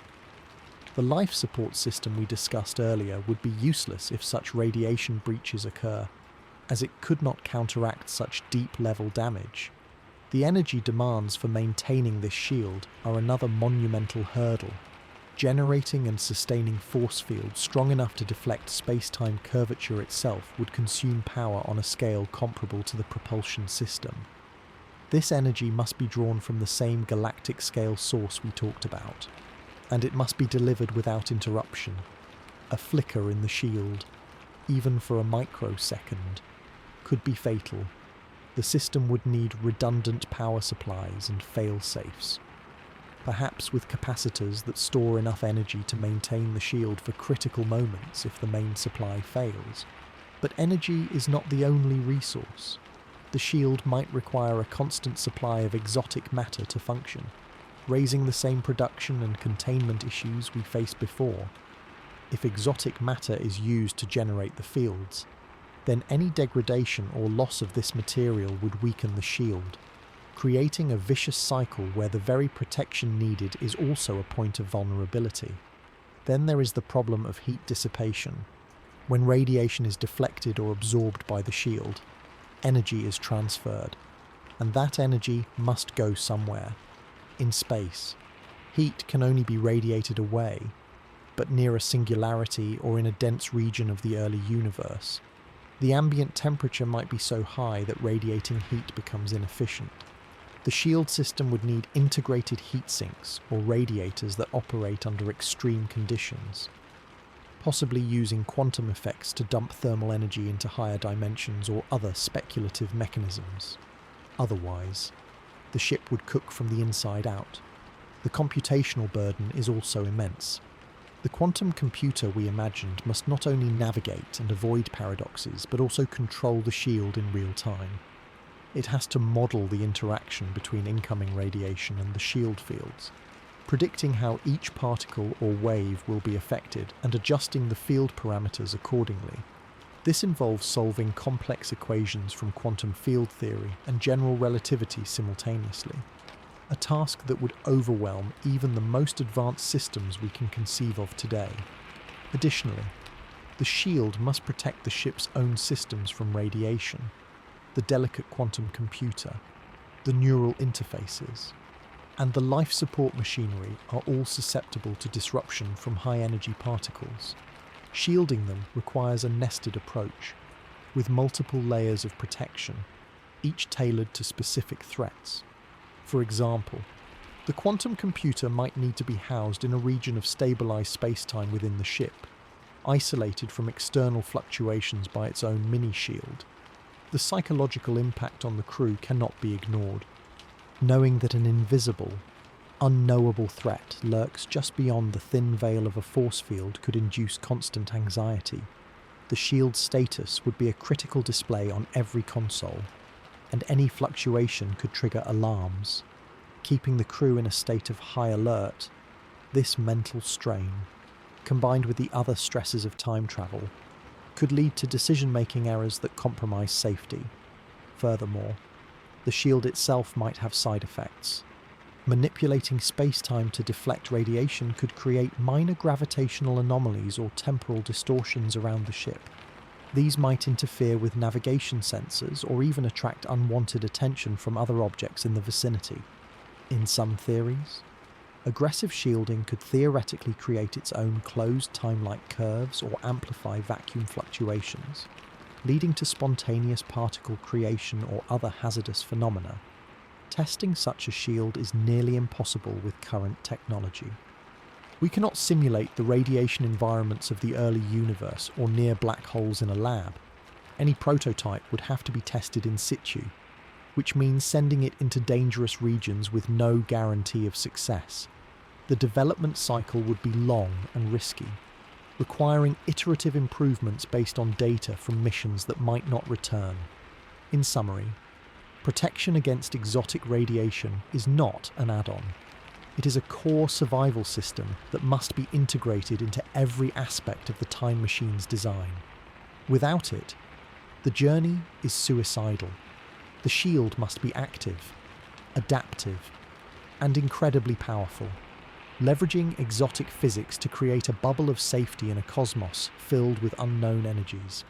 This challenge underscores that time travel is not just about moving through time, but surviving the environment of time itself, where the very laws of physics can become weapons.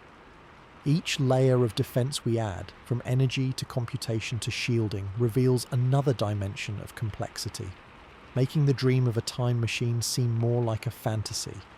Yet, by grappling with these problems, we push the boundaries of science and engineering, learning more about the universe and our place in it. And that pursuit, in itself, is a journey worth taking, even if we never build the machine. The system must prioritize repairs in real time, a complex logistical dance managed by the central AI. Maintenance also extends to the software and the quantum computer. How do you update the software when the operating system might be based on physics we do not yet understand? A bug in the navigation code could strand the ship in the wrong era, and patching it requires testing in environments that cannot be simulated. The AI might need to rewrite its own code on the fly, a dangerous prospect if it leads to unpredictable behaviour. Then there is the human factor. The crew must be trained to oversee this autonomous maintenance system, to understand its alerts, and to intervene when the AI cannot handle a novel failure. But training humans for every possible failure mode across all of time is impossible. The crew would need to be generalists, with a deep understanding of the ship's systems. And even then, they might face problems that have no precedent. The maintenance logs themselves become a temporal headache. If the ship repairs itself in the past, does that repair become part of the ship's history? If you look at the ship's records, would they show the damage and repair happening before the event that caused the damage? This could create informational paradoxes that confuse the AI and the crew. The logistics of consumables for the crew is another layer. Air, water, and food must be recycled with near-perfect efficiency. But the systems that do this are also subject to wear and tear. A failure in the water recycler could be fatal, so redundant systems are needed. But redundancy adds mass and complexity. The life support system must be maintained with the same rigour as the propulsion system. Furthermore, the ship might need to perform maintenance on the space-time bubble it creates. If the warp field or wormhole stability system degrades, it is not a mechanical fix, but a recalibration of fundamental forces. This requires the quantum computer to solve new sets of equations in real time, adjusting the field parameters while the ship is in transit. Any error could collapse the bubble, ending the journey instantly. The economic and temporal cost of maintenance is staggering. The ship might need to periodically return to its home era for a full overhaul, but that might not be possible if it is trapped in a closed time-like curve, or if the home era has changed due to its own actions.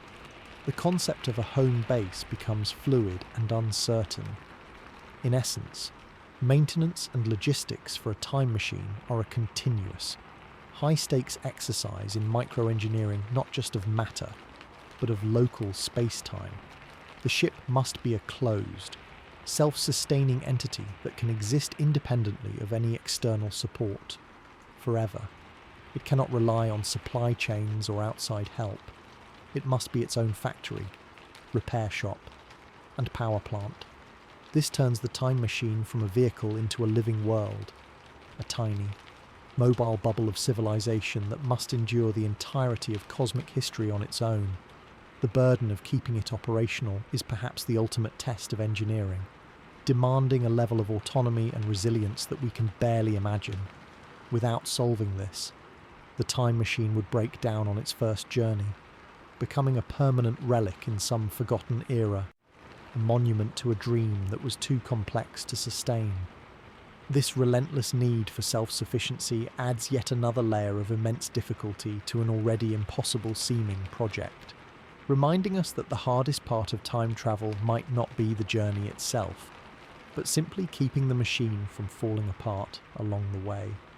But even if we conquer the monumental tasks of keeping the machine physically intact and logically coherent, we now face the most unpredictable and fragile component in the entire system: the human mind.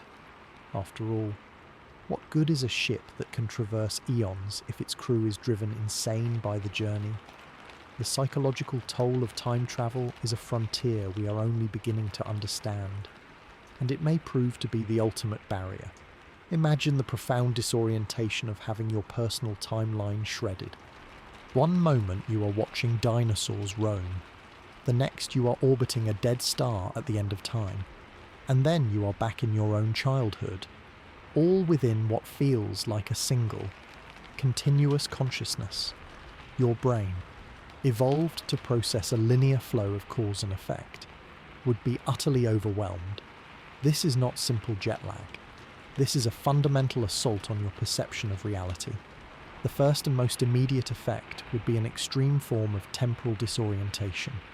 You would lose any stable anchor to the concept of now ...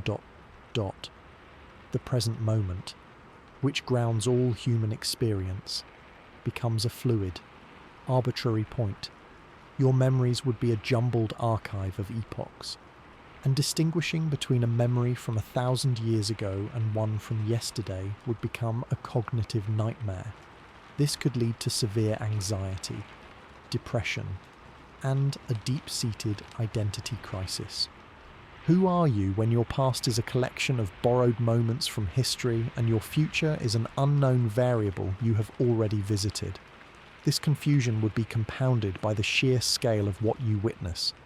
If you observe history in fast forward, watching civilizations rise from mud huts to glittering cities and then crumble into dust over accelerated time, the effect would be psychologically devastating. You would see the countless lives, struggles, and achievements of billions rendered into a blur. This could easily lead to a profound existential apathy. Why care about anything? Why form attachments? Everything you see is ultimately temporary, a fleeting pattern in the cosmic sand. The grand projects of humanity, the art, the love, the wars, all of it would seem insignificant, just a brief flicker in the dark. This detachment could render a crew member catatonic, unable to find motivation or meaning in any action, including their own survival. Conversely, this godlike perspective could breed its own opposite, a dangerous god complex, with the power to visit any era, to observe pivotal moments without consequence in some models. A traveller might start to believe they are above the flow of history. They might feel entitled to interfere, to correct mistakes, or to play with human destinies for their own amusement or according to their own moral code. This arrogance could be catastrophic, leading to reckless actions that destabilize timelines or cause paradoxes, all driven by a mind that has lost its humility and its connection to a shared human condition. The isolation experienced by a time traveller is unlike any other. They are not just physically alone in a metal box. They are temporally alone. They are the only conscious beings experiencing the entirety of history in a non-linear fashion. There is no community to return to, no peers who understand what it is like to have chatted with Julius Caesar one week and then monitored the formation of the solar system the next. This absolute loneliness would be crushing, even with a crew.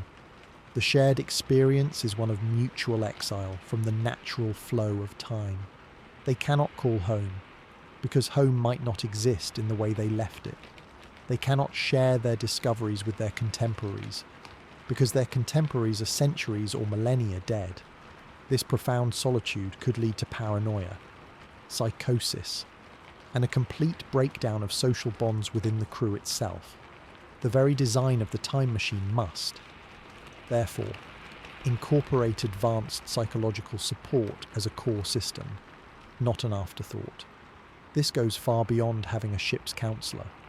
The living quarters would need to be a sanctuary, a carefully crafted environment that simulates a stable, familiar timeline. This might involve full immersion virtual reality systems that can generate perfect replicas of the crew's home era, allowing them to return to their own time for rest and mental recuperation. These VR environments would need to be flawlessly realistic to provide genuine comfort, but they also carry the risk of addiction or of blurring the line between reality and simulation even further. Another radical solution could be the use of selective amnesia. Before or after particularly traumatic jumps, the crew's memories of the event could be temporarily suppressed or erased to prevent psychological damage, but this is ethically fraught. Who decides which memories are too painful to keep? Does tampering with memory fundamentally change who a person is? And what if an erased memory contained crucial information for navigating a future crisis? The technology for such precise memory manipulation is far beyond our current capabilities and raises serious questions about autonomy and identity. Furthermore, the ship's AI would need to act as a constant psychological monitor. It would track biometrics, speech patterns, and behavior for signs of distress, depression, or irrationality. It could intervene with calming stimuli, recommend rest, or even initiate conversations designed to provide cognitive therapy. However, relying on an AI for mental health support is risky. Could it truly understand human emotion? Would its algorithms be able to detect the subtle onset of madness in a mind that has been unmoored from time? The crew would also require rigorous psychological screening and training before the mission, but no amount of training can fully prepare a human for the reality of time travel. Simulations would be inadequate because they cannot replicate the genuine existential shock of non-linear time. Crew selection would be critical, seeking individuals with exceptional mental resilience, adaptability, and a strong sense of self. But even the most stable personality could crack under the relentless pressure. The social dynamics on board would be incredibly complex. Conflicts that might be minor in a normal setting could escalate dramatically in an environment where there is no escape, and the concept of waiting for things to cool down has no meaning. The crew would need to develop entirely new forms of conflict resolution and social interaction. The mission protocol itself would have to include strict limits on time spent in transit or observation to prevent psychological burnout. There would need to be mandatory decompression periods between jumps, where the ship remains in a stable time frame to allow the crew to recalibrate their internal clocks and sense of reality. The long-term effects are perhaps the most frightening. What happens to a time traveller after years of such journeys? Could they ever reintegrate into a normal, linear society? Would they be permanently alienated, unable to relate to people who experience time in a simple, straight line? They might become living ghosts, haunted by memories of eras that no one else can remember, carrying knowledge that is either useless or too dangerous to share. In many ways, the psychological challenge is the final, and perhaps most important, puzzle in time travel. It forces us to ask not just, can we build it? But should we subject anyone to it? The mind is not built for such journeys, and protecting it may require technological and ethical solutions that are as advanced as the time machine itself. Without solving the human equation, all the exotic matter, energy sources, and quantum computers in the universe would be for nothing, as the voyage would destroy the very consciousness it was meant to carry. This reminds us that the greatest frontiers are not always made of space and time, but of the inner landscapes of the human psyche, and that might be the most difficult territory to navigate of all. So, having considered the immense psychological toll on the crew, we must now return to a more fundamental, architectural decision that would define the entire project from the ground up. Which theoretical path do we even follow? The two most discussed concepts in physics for achieving time travel to the past are the warp drive and the traversable wormhole, and choosing between them is like choosing between building a supersonic jet or a teleportation gate. The underlying principles, challenges, and final designs are radically different. Let's start with the warp drive, often associated with the Alcubierre metric. The idea here is not to move the ship through space faster than light, which relativity forbids, but to instead move the space around the ship. Imagine standing on a moving walkway at an airport. You are not walking yourself, but the ground is moving beneath you. A warp drive would contract space-time in front of the vessel and expand space-time behind it, creating a warp bubble that carries the ship along. Within this bubble, the ship would be in flat, normal space-time, not violating any speed limits locally. To journey backwards in time, you would need to achieve speeds within this bubble that are effectively greater than light relative to the outside universe, which could, under certain complex conditions, lead to the creation of closed, time-like curves, allowing travel into the past. The primary appeal of this method is that the ship itself remains a cohesive, self-contained vehicle, a warp cruiser that can, in theory, go anywhere, anytime under its own power, but the downsides are staggering. Creating and maintaining the warp bubble requires exotic matter with negative energy density in vast quantities to generate the necessary repulsive gravity to push space-time apart behind the ship and contract it in front.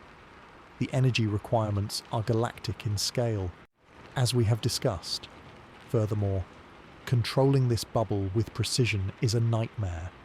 There are serious questions about whether such a bubble could even be started or stopped without releasing catastrophic amounts of energy, potentially vaporizing the destination upon arrival.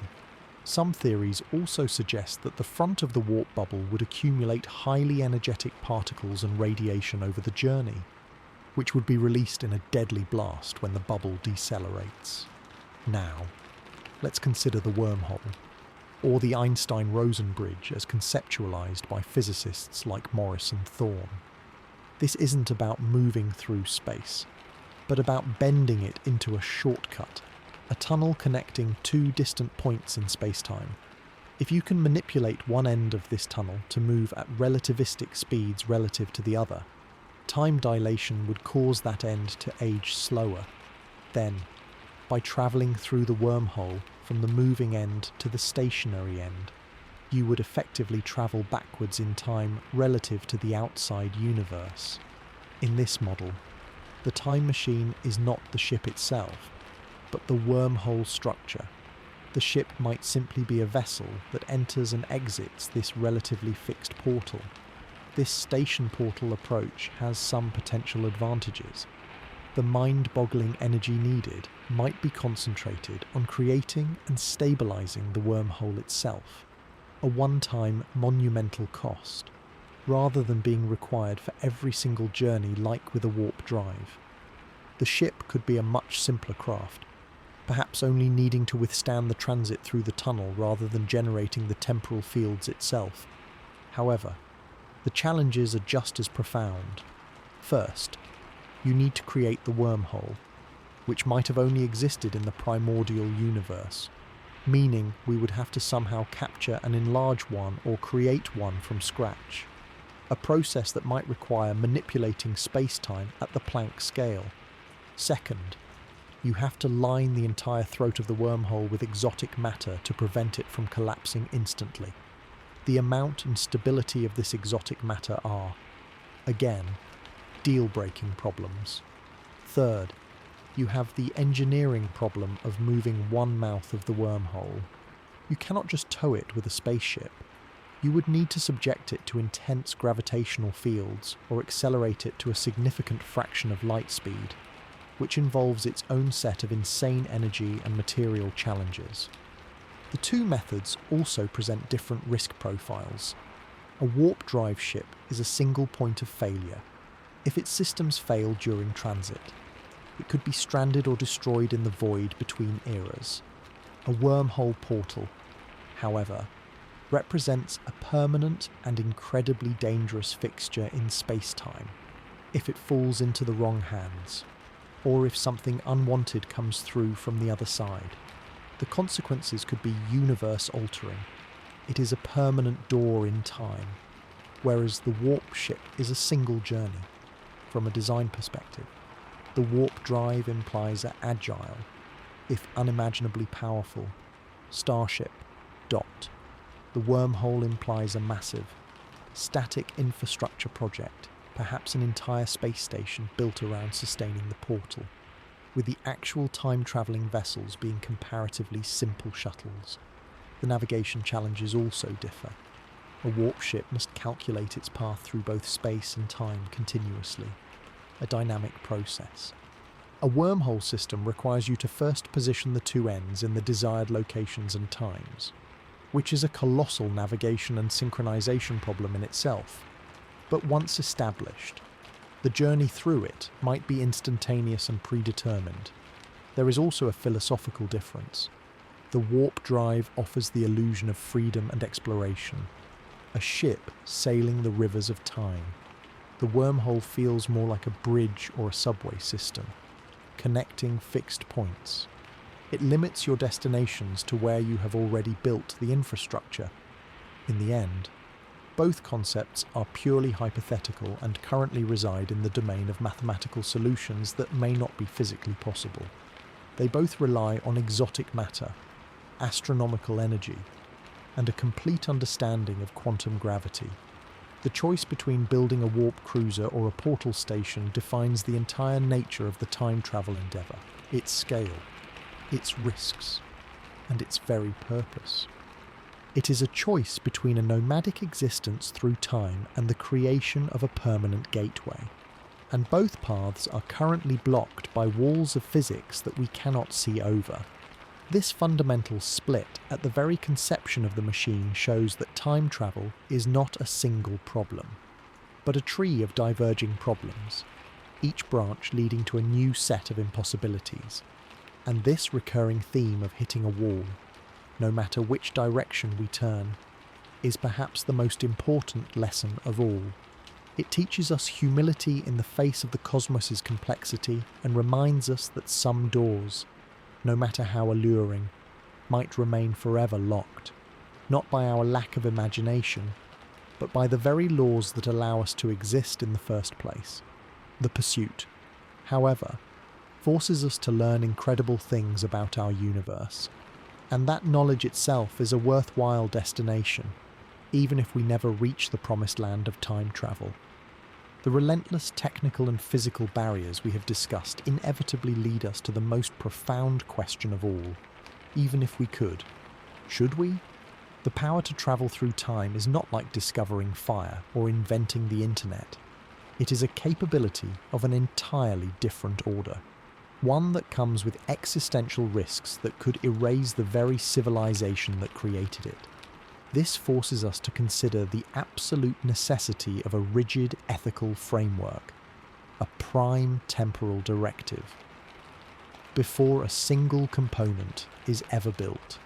The most famous and terrifying risk is the grandfather paradox, but that is just a personal scale example. Consider the butterfly effect on a cosmic scale, a time traveller's mere presence in the past, even without any deliberate action, could cause unintended consequences. The heat from the ship's engines, the gravitational wake of its passage, or even a single microbe from the future falling to the ground could alter weather patterns, divert a crucial rainfall, or introduce a new pathogen. A single altered blade of grass might mean a dinosaur steps elsewhere, never triggering the chain of events that leads to a specific predator's evolution, which in turn could change the entire ecological balance, potentially preventing the rise of mammals and, by extension, humans.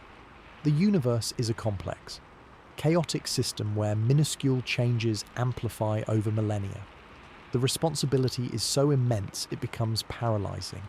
Any interaction, no matter how seemingly insignificant, could unravel the timeline that led to the time machine's own creation. This is the ultimate self-destruct mechanism built into the concept of time travel. Therefore, the first and most absolute rule of any temporal ethics would have to be non-interference. The travellers must be ghosts, perfect observers who leave no trace. They could not walk on the ground, breathe the air, or interact with any matter. Their ship would need a perfect stealth mode, rendering it completely undetectable to any sensor across the electromagnetic spectrum and to gravitational wave detectors. It would need to be thermally and radiatively inert, and its gravitational signature would have to be masked.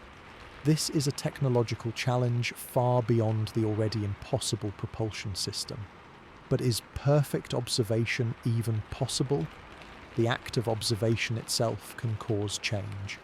In quantum mechanics, the observer effect is a well-known phenomenon. How would a macroscopic time machine observing a quantum event in the past influence the outcome? The ethical framework would have to grapple with these deep physical principles, potentially forbidding observation at certain critical, quantum-sensitive moments in history. This leads to the need for a strict mission protocol. Who decides where and when it is safe to observe?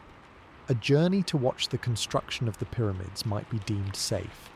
But what about observing the precise moment of a key genetic mutation in early hominids?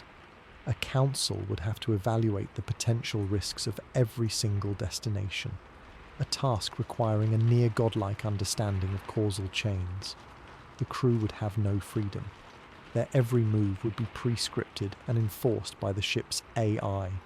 Any deviation from the flight plan would result in an immediate abort and return to the present. The AI would be the ultimate enforcer of the directive, programmed with ethical constraints that override human curiosity or compassion. Imagine witnessing a natural disaster or a historical atrocity unfold. The moral imperative to help would be overwhelming, yet the protocol would forbid it. Saving a single life in the past could prevent the birth of a future leader, a scientist whose discovery is crucial, or simply alter the genetic pool in a way that prevents the specific sperm from meeting the specific egg that leads to the time traveller's own ancestor. The psychological burden on the crew, as we have discussed, would be magnified by this enforced passivity. They would be historians watching a fire burn, unable to sound an alarm. This raises the question of the very purpose of the journey. If you cannot interact, cannot change anything, and cannot even prove you were there without risking a paradox, then what is the point? Is the acquisition of pure historical knowledge worth the astronomical cost and risk? The knowledge itself could be dangerous. Learning a terrible truth about the past could destabilize the present. What if you discovered that a beloved historical figure was a fraud, or that a foundational event in your civilization was a lie? Bringing that knowledge back could shatter societies, even if you do not change the past itself. The ethical framework would thus have to extend to the return and dissemination of information. Perhaps some truths would be deemed too dangerous to reveal and would have to be sequestered indefinitely. Furthermore, the ownership and control of the time machine itself is an ethical minefield. This is not a technology that can be allowed to exist in a competitive, multi-state world. It would have to be built by a unified global or even post-global civilization, with governance structures we can barely imagine. The potential for misuse is infinite. A malicious actor could go back and ensure their own rise to power, eliminate rivals before they are born, or simply toy with history for amusement. The machine would be the ultimate weapon, capable of destroying an enemy by preventing their civilization from ever existing. Therefore, the security around such a project would need to be absolute, both in the present and across all of time. This introduces the paradox of temporal defense. How do you prevent a rival faction from the future from traveling back to sabotage your project in the past? You would need to create a kind of temporal police, a force that patrols history to ensure the integrity of the timeline, which itself is a dizzying concept fraught with the very same risks it is trying to prevent. In the end, the ethical considerations may be the final, and most convincing, argument that time travel will never be realised. The technological barriers might be overcome by a sufficiently advanced civilization, but the ethical and existential dilemmas are potentially insurmountable. The power to change time is too great, too dangerous, and too corrosive to be held by any being that possesses free will and imperfect knowledge.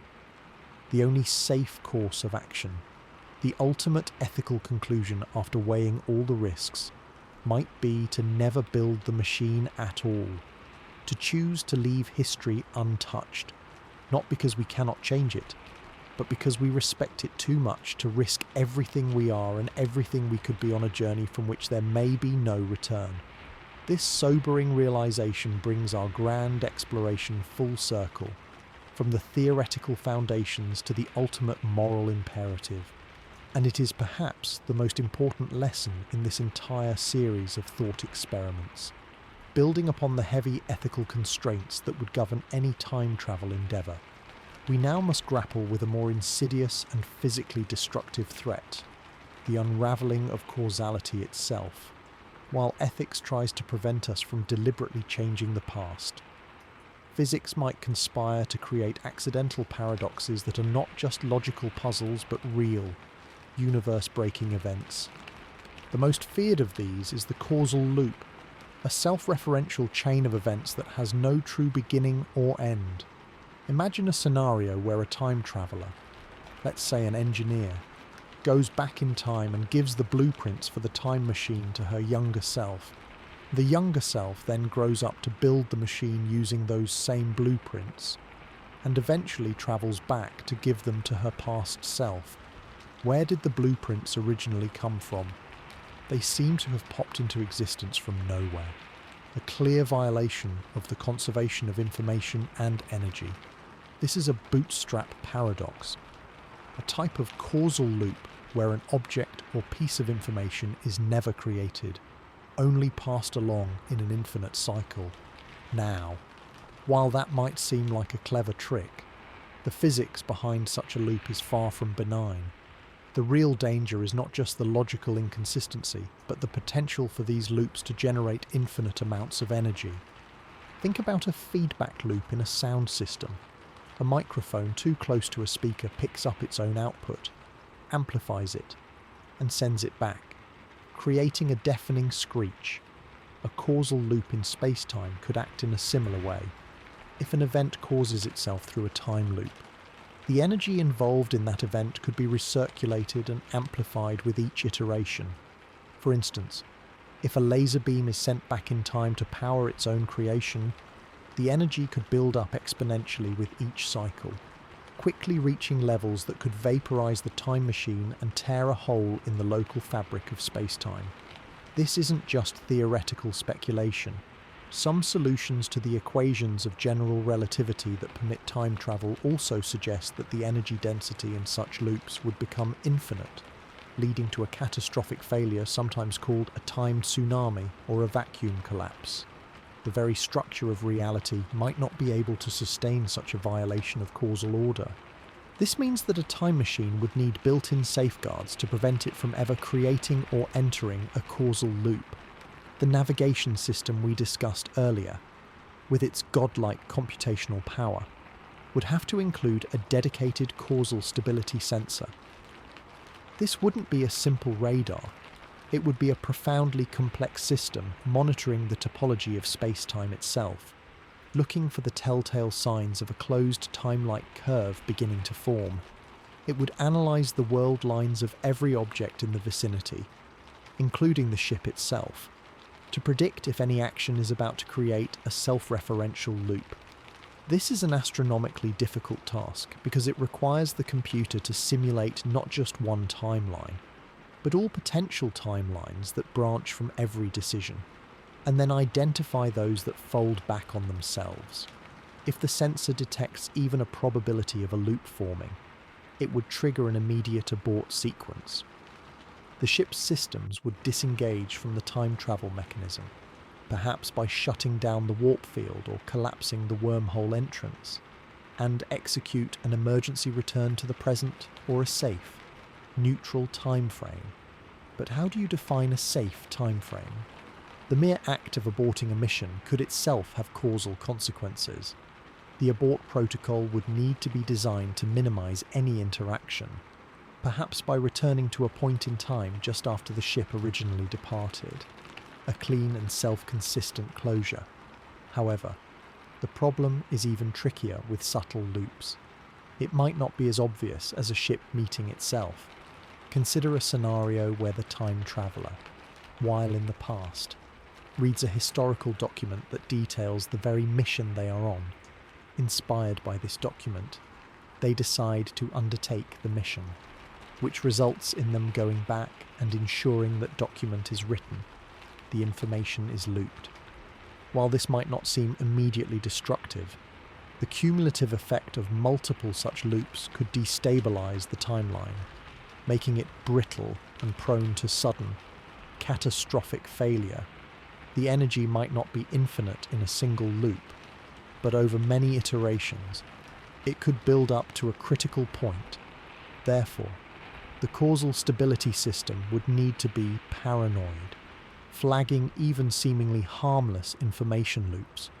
This has direct implications for the crew's actions. They couldn't just avoid changing major events. They would have to avoid learning anything that could potentially create a bootstrap paradox. The ship's logs and the crew's memories would become potential sources of contamination. The AI might need to actively censor information, preventing the crew from accessing data that could lead to a loop. This creates a terrible conflict. To keep reality stable, the travelers must remain ignorant. The very purpose of gathering knowledge is undermined by the need to preserve causality. Furthermore, the ship's own components could become entangled in a loop. If a critical part is manufactured in the future, but it fails in the past and is replaced by a copy brought from the future, the origin of that part becomes ambiguous. The nanobot repair system we imagined could accidentally create a causal loop if it uses a piece of material that was itself created from a template obtained in the past. The material would have no origin, and this ontological paradox could manifest as a physical instability in the object, perhaps causing it to decay rapidly or phase in and out of existence.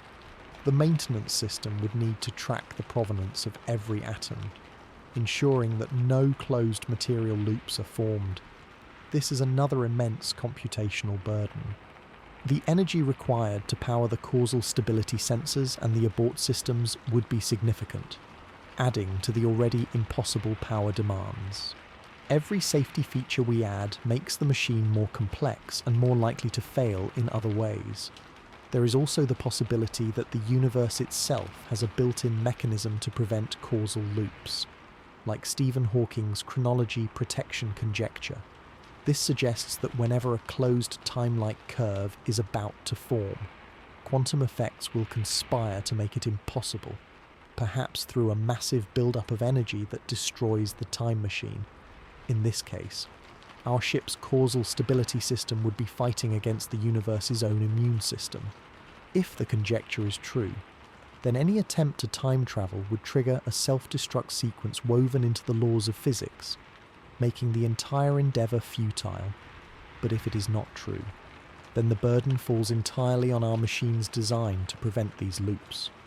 The psychological impact on the crew would be severe, knowing that a single misstep, a single piece of learned information, or a single misplaced object could unravel reality would create a state of constant, paralysing anxiety. The crew would be walking on a razor's edge, not just of time, but of existence itself. The AI's role would expand from a co-pilot to a guardian of causality, constantly monitoring the crew's conversations and actions for any potential causal risk. This level of surveillance would be oppressive, but necessary. In the end, the challenge of causal stability may be the most fundamental physical barrier to time travel. The ethical directives try to impose order from a human perspective, but causal stability is about the universe's own rules for coherence. It suggests that time travel might be inherently self-limiting, the moment it becomes possible. The potential for self-destruction becomes infinite. A time machine would need to be not just a marvel of engineering, but a perfect causal citizen, capable of navigating the complex web of cause and effect without ever creating a knot. The sheer difficulty of achieving this, combined with all the other challenges, paints a picture of a universe that fiercely protects its chronological order, making the dream of time travel seem less like a technological goal and more like a fundamental misunderstanding of how reality operates. This relentless series of physical, ethical, and now causal barriers reinforces the notion that some doors are meant to remain closed, not by our lack of ingenuity, but by the very laws that allow for a stable and predictable universe to exist at all. The pursuit of this knowledge, however, forces us to deepen our understanding of causality, quantum mechanics, and the nature of time itself, which is a valuable journey even if the ultimate destination remains forever out of reach.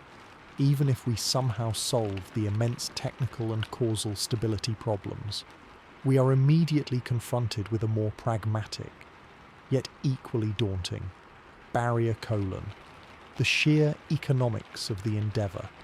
We are not talking about a government budget or corporate project here. We are talking about a venture that would redefine the very concept of an economy. The cost of building a time machine cannot be measured in dollars, euros, or any planetary currency. It must be measured in resources, energy, and time on a cosmic scale. This would not be a project funded by a nation. It would be the sole, all-consuming purpose of an entire civilization, perhaps for millennia. Think about the resources required just for the hull, forged from materials that do not yet exist. The energy needs alone, which we have established are galactic, imply a civilization that has harnessed the power of stars, building Dyson spheres or similar megastructures around millions upon millions of suns. The economic output required to construct such energy harvesting infrastructure is beyond comprehension. It would be the project of a Type 3 civilization on the Kardashev scale, one that commands the resources of an entire galaxy. This is not an expense. It is a reallocation of a civilization's entire productive capacity toward a single, monumental goal. Every factory, every research institution, every ounce of intellectual and physical labour would be directed toward the time arc. This raises profound social questions. What society would dedicate its entire existence, for generations untold, to a project whose success is uncertain and whose ultimate benefit might be purely the acquisition of knowledge? The opportunity cost would be staggering. All other technological development, cultural pursuits, and perhaps even the basic well-being of the population could be sacrificed at the altar of this single ambition.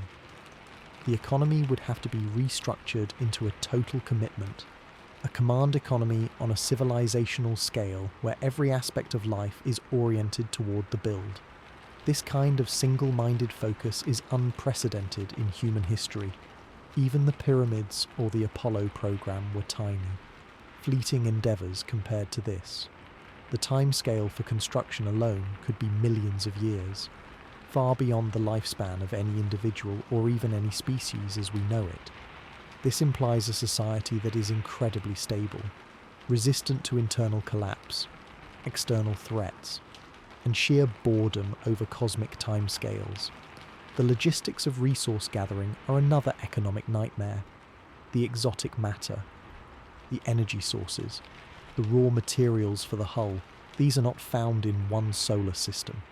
The civilization would need to become a truly interstellar, and likely intergalactic, mining operation, Fleets of automated ships would strip asteroids, planets, and even stars for their raw materials. The organisation required for this supply chain is unimaginable. It would be a network of production and transport spanning thousands of light years, all coordinated with perfect precision over millions of years. Any disruption, a supernova, a war, a political schism, could delay the project for eons or end it entirely. The economic system would need to be immune to such shocks, a feat never achieved by any human economy. Furthermore, the project would have no traditional return on investment. There is no product to sell, no territory to gain, no immediate tangible benefit. The entire economy would be based on the faith that the completion of the time machine is a goal worth any cost. This is an economy of ultimate sacrifice, where the present is entirely mortgaged to the future for a payoff that is purely epistemological. It is the antithesis of a consumer economy. It is a builder economy on a cosmic scale. The workforce for such a project is another issue. Would it be manned by biological beings who live and die, requiring entire worlds dedicated to their sustenance and reproduction, with education systems training each new generation for their role in the grand project? Or would it be run by immortal machines or uploaded consciousnesses, able to work tirelessly for millennia? Either scenario has immense economic implications. A biological workforce requires a massive support economy for food, housing, healthcare, and leisure. A mechanical workforce requires an even larger industry for production, maintenance, and power for the machines themselves. The energy and material costs of sustaining the builders, whether flesh or metal, would be a significant fraction of the total project cost. The financing of the project is a paradox in itself. There is no bank to lend the money. The civilization would have to be post-scarcity in every other regard to even consider this, meaning all its basic needs are already met by automated systems, freeing up all surplus capacity for the time machine. But even a post-scarcity society has limits. Energy and matter are still finite. The time machine project would be the one thing that is scarce, the one goal that consumes all surplus and then some. This could lead to social stratification between those directly working on the project and those who are not. Or it could create a unified cultural identity around the build. The risk of failure is the ultimate economic deterrent. After investing the productive output of a galaxy for 1 million years, what if the machine does not work? What if the first test flight results in a causal collapse that erases the civilization from history? The economic loss is absolute. The entire investment of time, resources, and lives vanishes. No insurance policy can cover that. This makes the time machine the riskiest venture ever conceived. The economic decision to greenlight the project is a gamble with existence itself. In many ways, the economic challenge is the most sobering. It forces the question of value. Is the knowledge gained from time travel worth the price of a galaxy's resources and the focused effort of a civilization for eons? It would require a species that values understanding over comfort, ambition over stability, and the future over the present to a degree we can barely imagine. The economic footprint of a time machine is not just a line item in a budget. It is the shadow of a civilization that has chosen to dedicate its entire soul to a single, glorious, and potentially impossible dream. This monumental scale of investment, when added to the technical, ethical, and causal barriers, creates a cumulative case against the feasibility of time travel that is overwhelming. It suggests that the universe may not forbid time travel through physical laws alone, but also through the sheer, impractical weight of its cost, making it an endeavour that only a godlike civilization could attempt. And even then, only at the risk of everything it is and ever will be. The staggering economic commitment required for a time machine leads directly to another profound isolation: the inability to communicate. even if a civilization dedicates its entire existence to building and launching a time ship, the moment it departs into the past, it is fundamentally cut off. How do you send a message to your own present from a point in time that, from your perspective, has already happened? This is not a problem of distance, but of causality, and it may render every time travel mission a one-way journey into absolute solitude. Imagine a ship arriving in the Cretaceous period. The crew makes an incredible discovery. How do they report it? A conventional radio signal would travel at the speed of light. A message sent from 65 million years ago would take 65 million years to arrive, rendering it useless. But the problem is far deeper than just lag. The very act of sending a message from the past to the present creates a paradox of information. If the base in the present receives a message from the past before the ship has even launched, that information now exists without a cause. The message could contain instructions that alter the mission plan, which then changes the message that was sent, creating a classic causal loop. This is the equivalent of calling your own phone number and leaving a message for yourself yesterday. The information has no origin. The universe likely has mechanisms to prevent this, either by making such communication impossible or by ensuring its consistency in a way that removes free will. One speculative solution often proposed is quantum entanglement.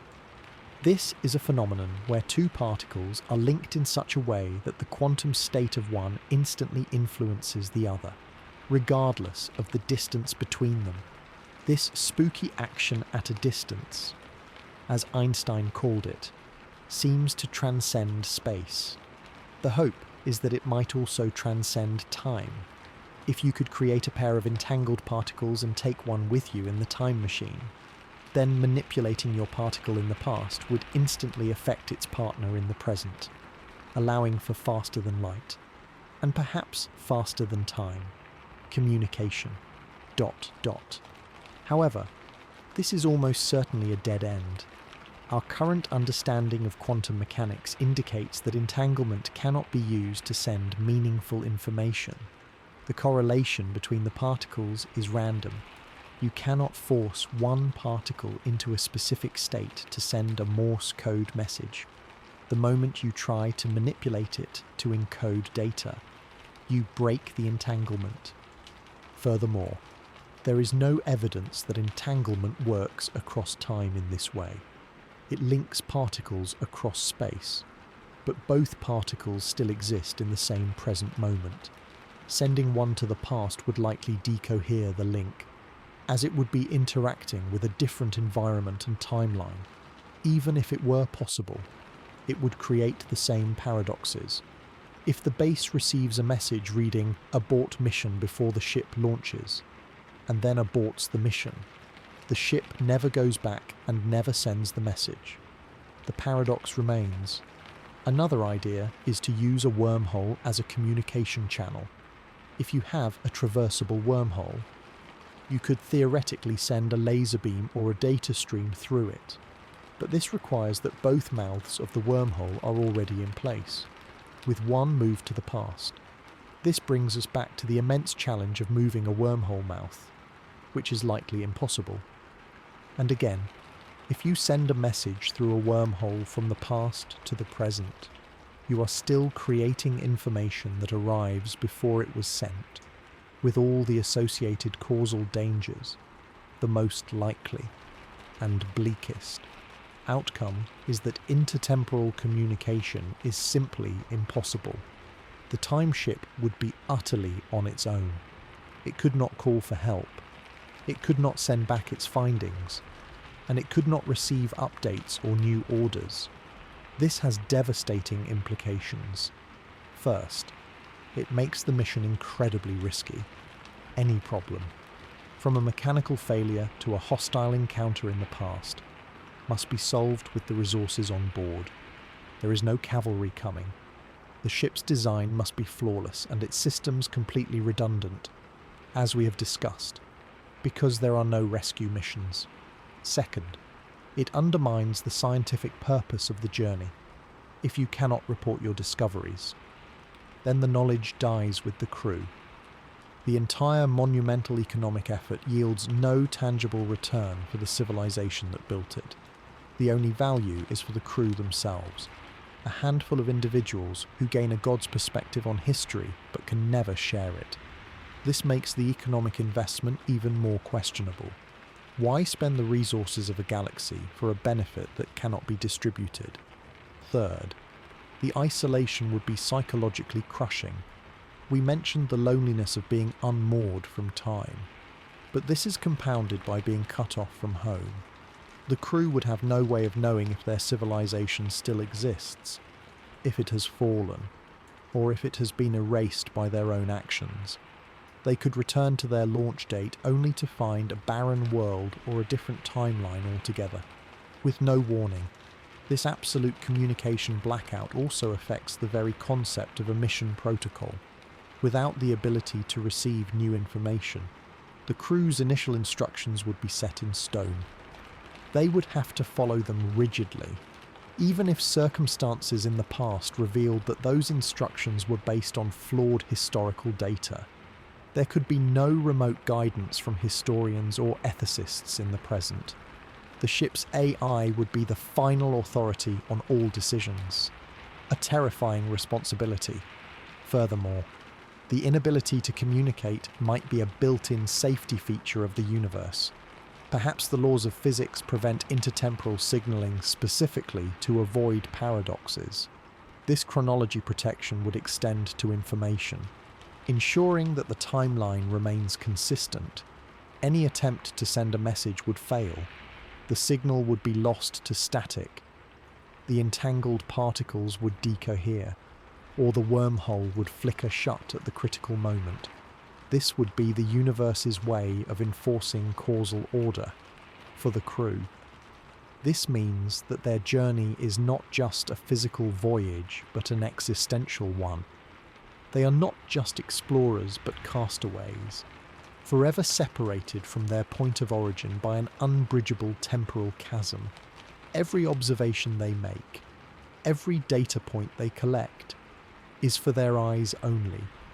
They are writing a history that can never be read, gathering knowledge that will die with them. This transforms the time machine from a tool of discovery into a vessel of solitary contemplation. The ultimate purpose of the mission shifts from gaining knowledge for a civilization to achieving a personal, almost spiritual, understanding of time and existence for the crew themselves. This is a profoundly lonely and philosophical outcome, but it may be the only one possible. In the end, the communication problem is yet another layer of impossibility added to the growing pile. It severs the last thread connecting the time traveller to their home, making the journey the most absolute form of isolation imaginable. When combined with the psychological, economic, and physical barriers, it paints a picture of a universe that is not only difficult to traverse in time, but is fundamentally designed to keep its historical layers separate and silent. The dream of conversing with the past or calling to the future may be the most persistent and seductive of all time travel fantasies, but it is likely the first to be broken by the cold, consistent laws of causality. This silence is perhaps the final answer to the question of whether time travel is possible. A universe that allowed it would be a noisy, paradoxical chaos. But ours is, so far, quiet and consistent. And that may be the most important clue of all. But even if we could somehow endure the profound isolation of being cut off from all communication, the time machine would face a universe that is not a static backdrop, but a dynamically changing entity.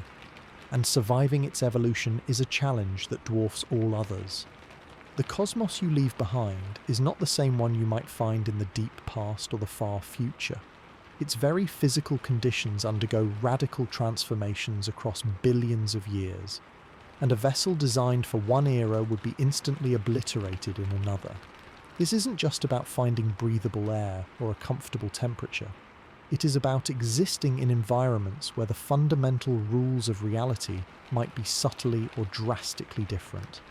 Imagine travelling back to the first few minutes after the Big Bang. The universe was an unimaginably dense and hot soup of fundamental particles, a plasma so intense that atoms could not even form. The temperature was in the billions of degrees, and the energy density was so high that the very concept of empty space as we know it did not exist. Your time machine, if it could even materialize without being instantly annihilated, would be bombarded by a sea of radiation and particles moving at relativistic speeds. The cosmic microwave background radiation, which today is a faint whisper at just a few degrees above absolute zero, was once a blinding, searing light that would vaporize any known material. The ship's hull, no matter how strong, would need to withstand pressures and temperatures exceeding those in the core of the hottest stars, not for seconds, but for the duration of the visit. But the problem is deeper than mere environmental extremes.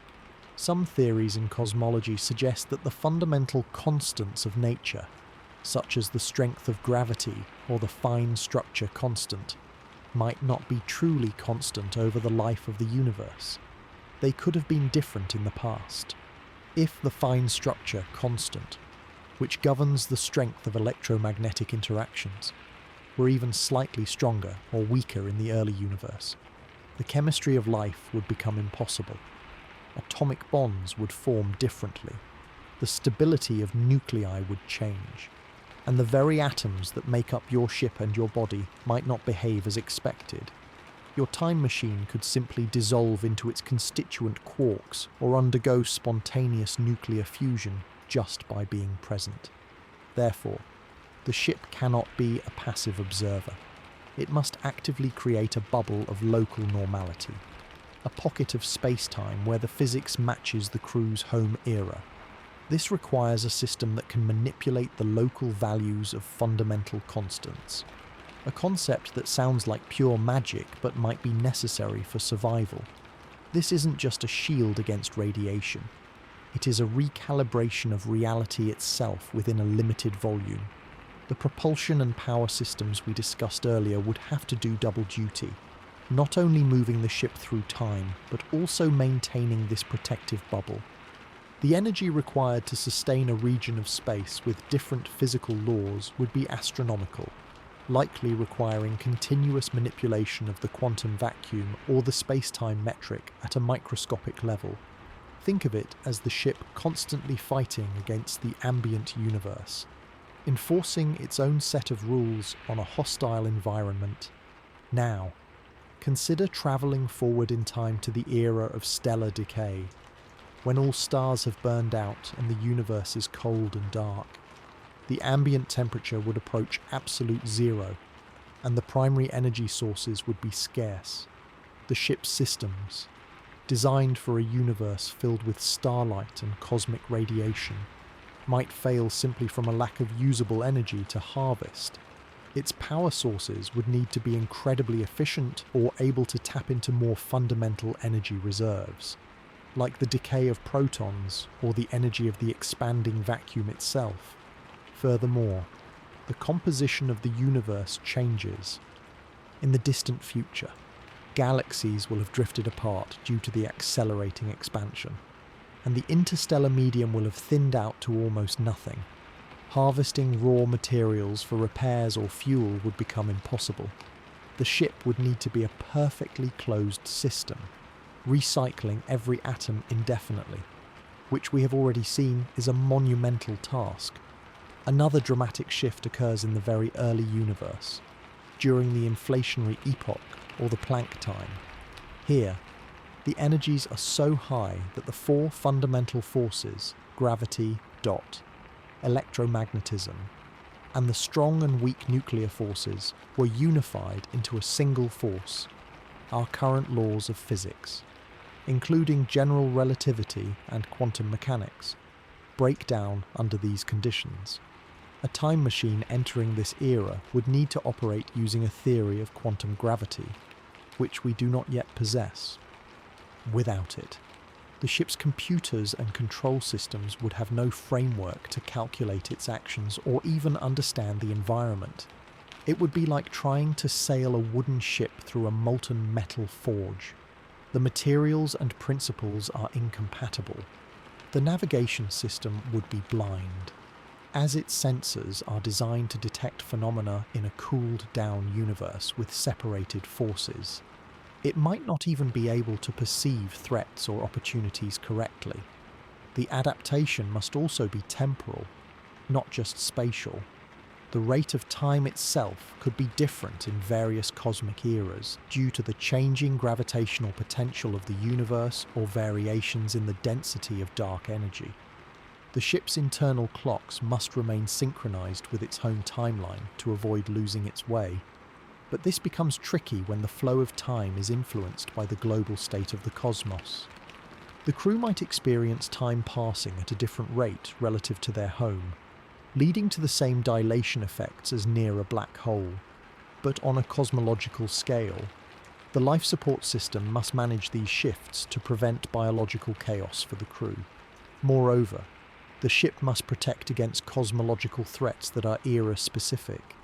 In the young universe, there were more quasars, active galactic nuclei, and gamma-ray bursts, all producing lethal levels of radiation. In the far future, the threat might be from the decay of dark matter or the evaporation of black holes via Hawking radiation, emitting bursts of energy that could damage the ship. The shielding must be adaptive, reconstituting itself to block different types of particles and energies as the ship moves through time. This likely requires a metamaterial or field-based shield that can alter its properties on command, perhaps using the exotic matter we discussed to create a dynamic barrier. The computational burden for this adaptation is immense.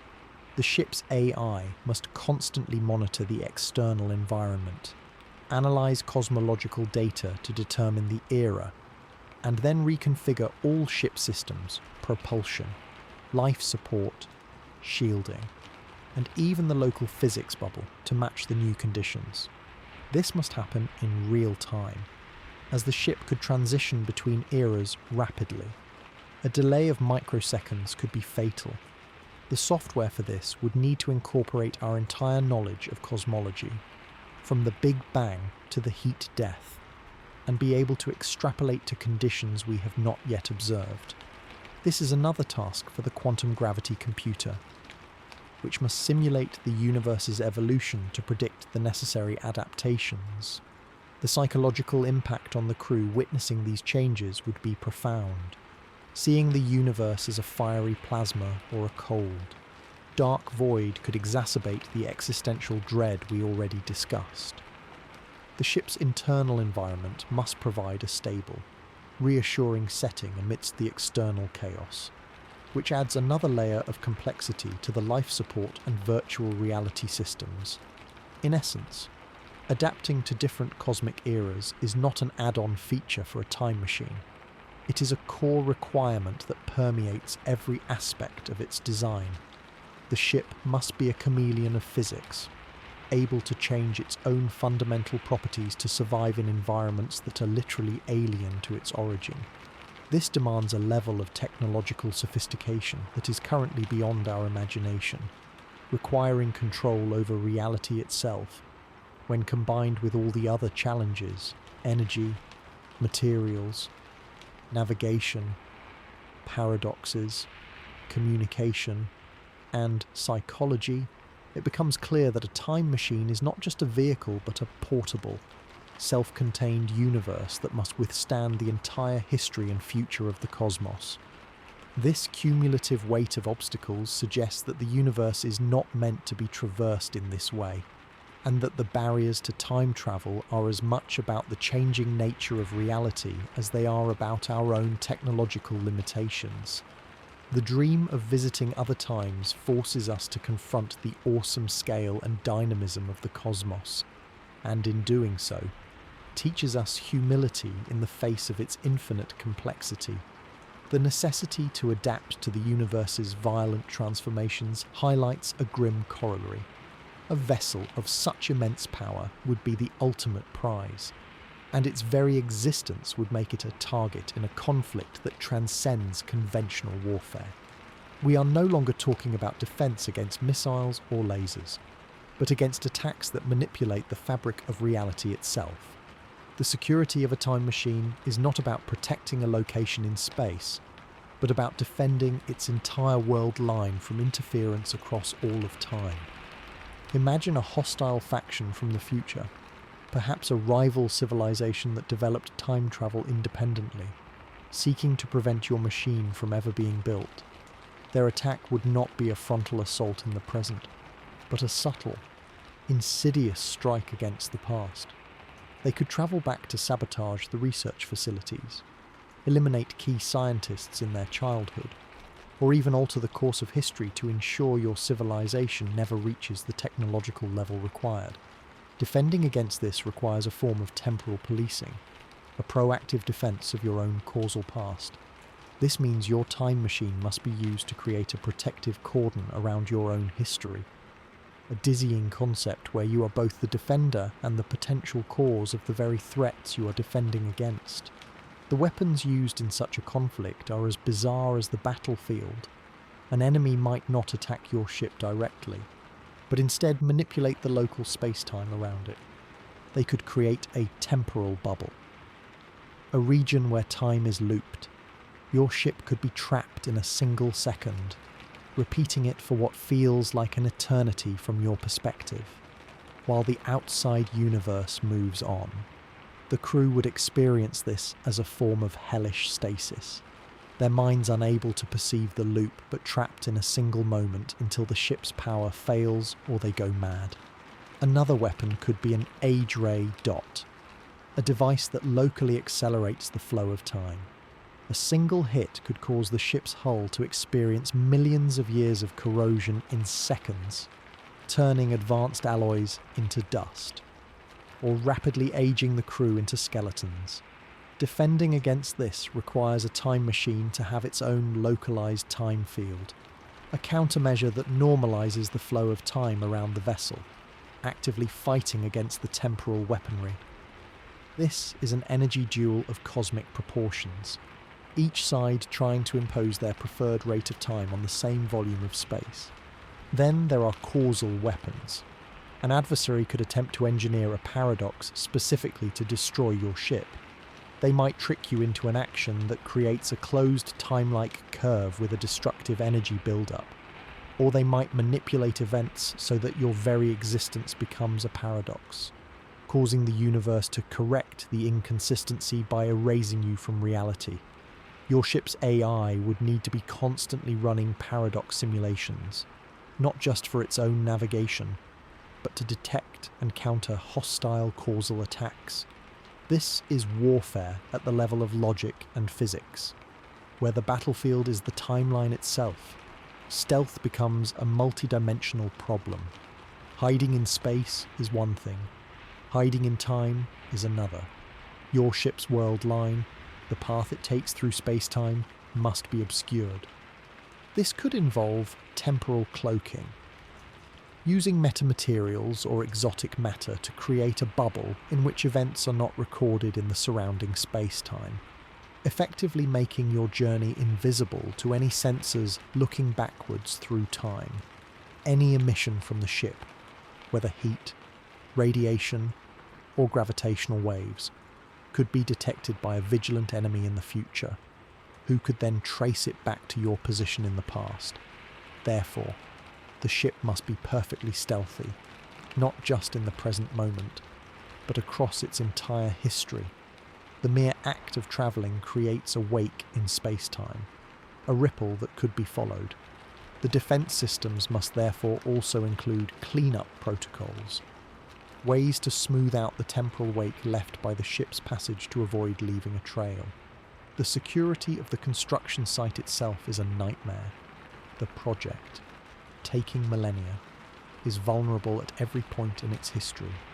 A single disgruntled worker in the 21st century could be targeted by a future enemy and manipulated into a simple action that derails the entire project. Protecting the build requires securing a continuous timeline of events stretching over millions of years, a logistical impossibility for any known form of governance or security force.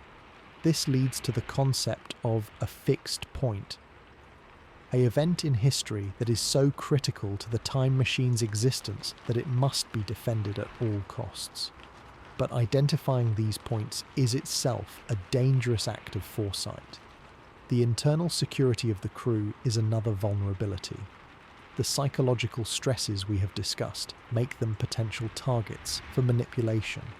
An enemy could use temporal means to create doubts, plant false memories, or even replace a crew member with a duplicate from an alternate timeline.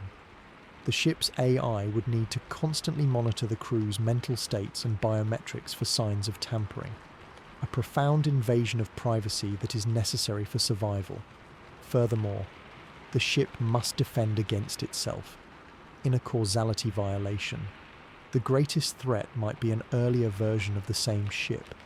Navigation protocols must be designed to avoid any possible encounter, but a clever enemy could force such a meeting, leading to a catastrophic causal loop. The defense systems would need to be able to identify and, if necessary, target another instance of the same vessel. A terrifying concept of self-destruction across time. The economic cost of such a security apparatus is unimaginable. It is not enough to build one time machine. You must build a temporal defense fleet, a network of monitoring stations across history, and perhaps even a standing army of temporal agents.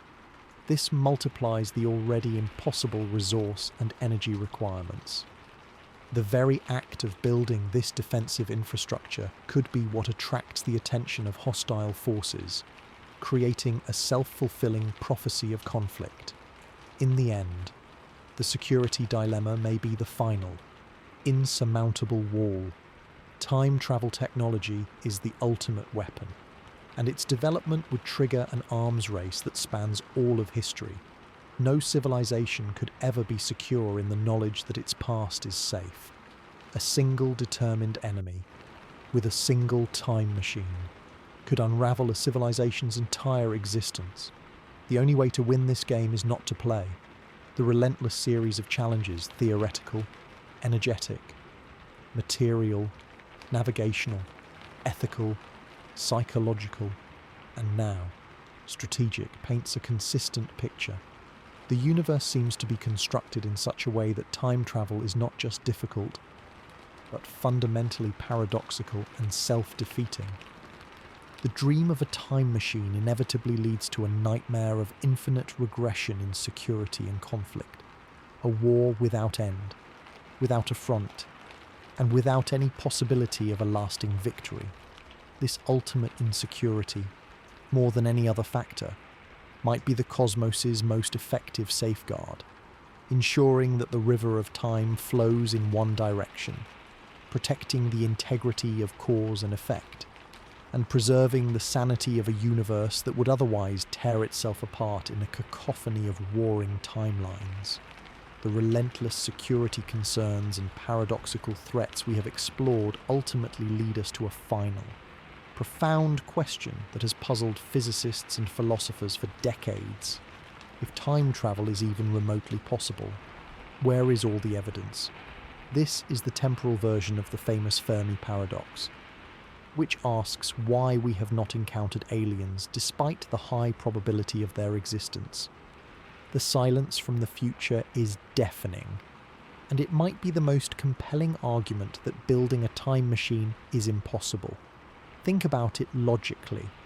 If time travel is ever invented in the future, why have we not seen a single confirmed tourist from the future? Why are our history books not filled with anomalies, with strange artifacts or records that cannot be explained by the technology of their era? The complete absence of such evidence is suspicious. It suggests one of several compelling conclusions.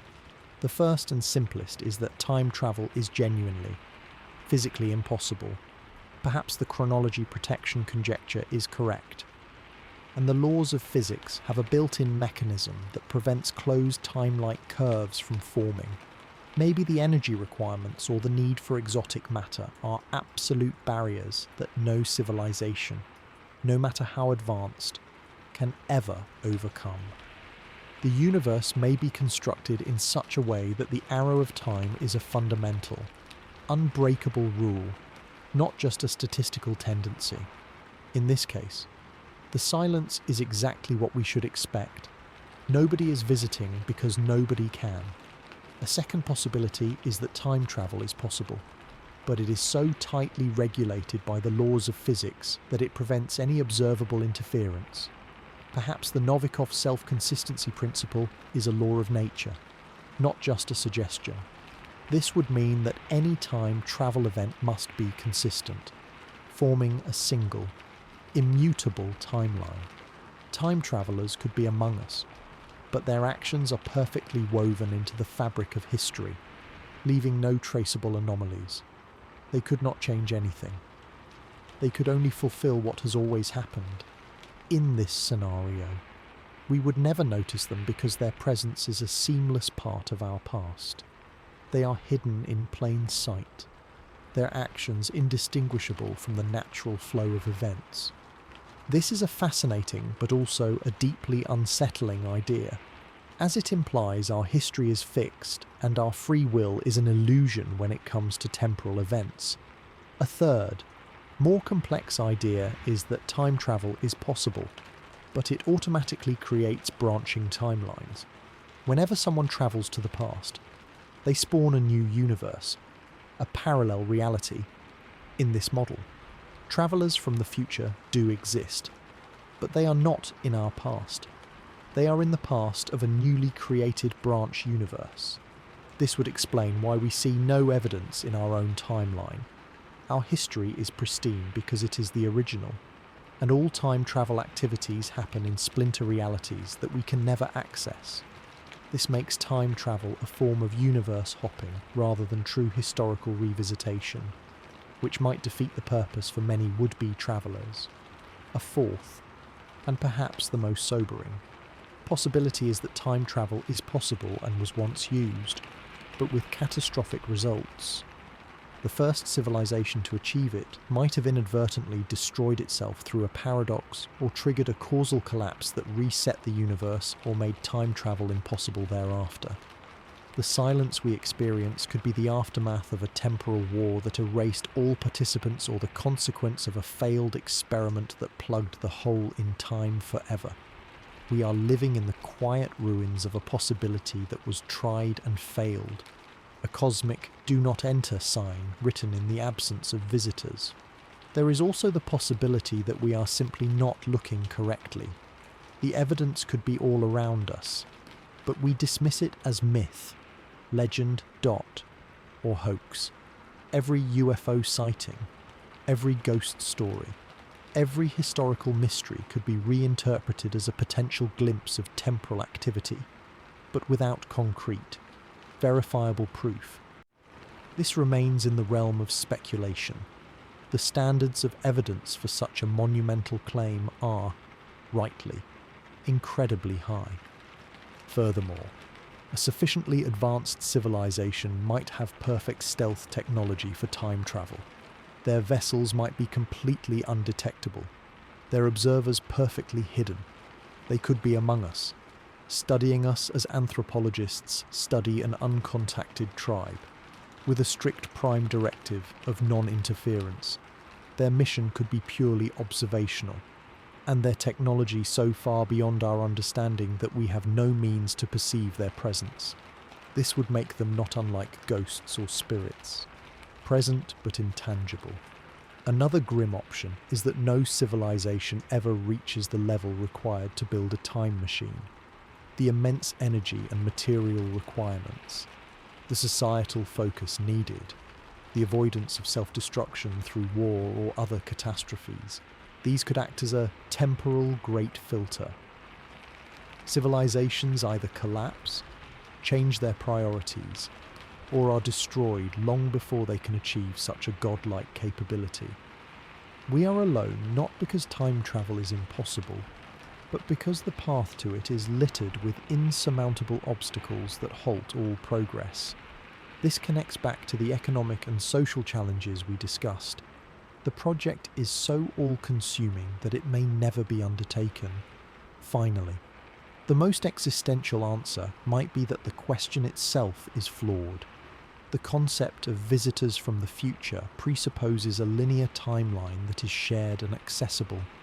But if the universe is a block, where past, present, and future all exist simultaneously, then the idea of travelling to the past is a misconception. You are already there, in such a universe. You cannot change the past because it is just another location in the static four-dimensional fabric of space-time. The absence of evidence is because there is no travel in the way we imagine it. There is only existence across time. This would mean our entire thought experiment about building a machine is based on a false premise of a mutable timeline. In the end, the search for evidence forces us to confront the nature of reality itself. The silence from the future is a powerful data point. It suggests that the cosmos is either built to prevent time travel, or that the consequences of achieving it are so dire that it leads to silence, or that our understanding of time is fundamentally wrong. Each of the 20 challenges we have explored, from theoretical foundations to energy, from materials to paradoxes, from psychology to security, adds another layer of impossibility. The cumulative weight is overwhelming. The dream of time travel captivates us because it touches on our deepest desires: to correct mistakes, to witness history, to cheat death. But the universe, in its consistent and silent operation, seems to be telling us that some doors are meant to remain closed. The true value of this inquiry may not be in building a machine, but in what we learn about physics, causality, and our own place in the cosmos while trying to figure out why we are alone in the timeline. The unanswered question is, in itself, an answer.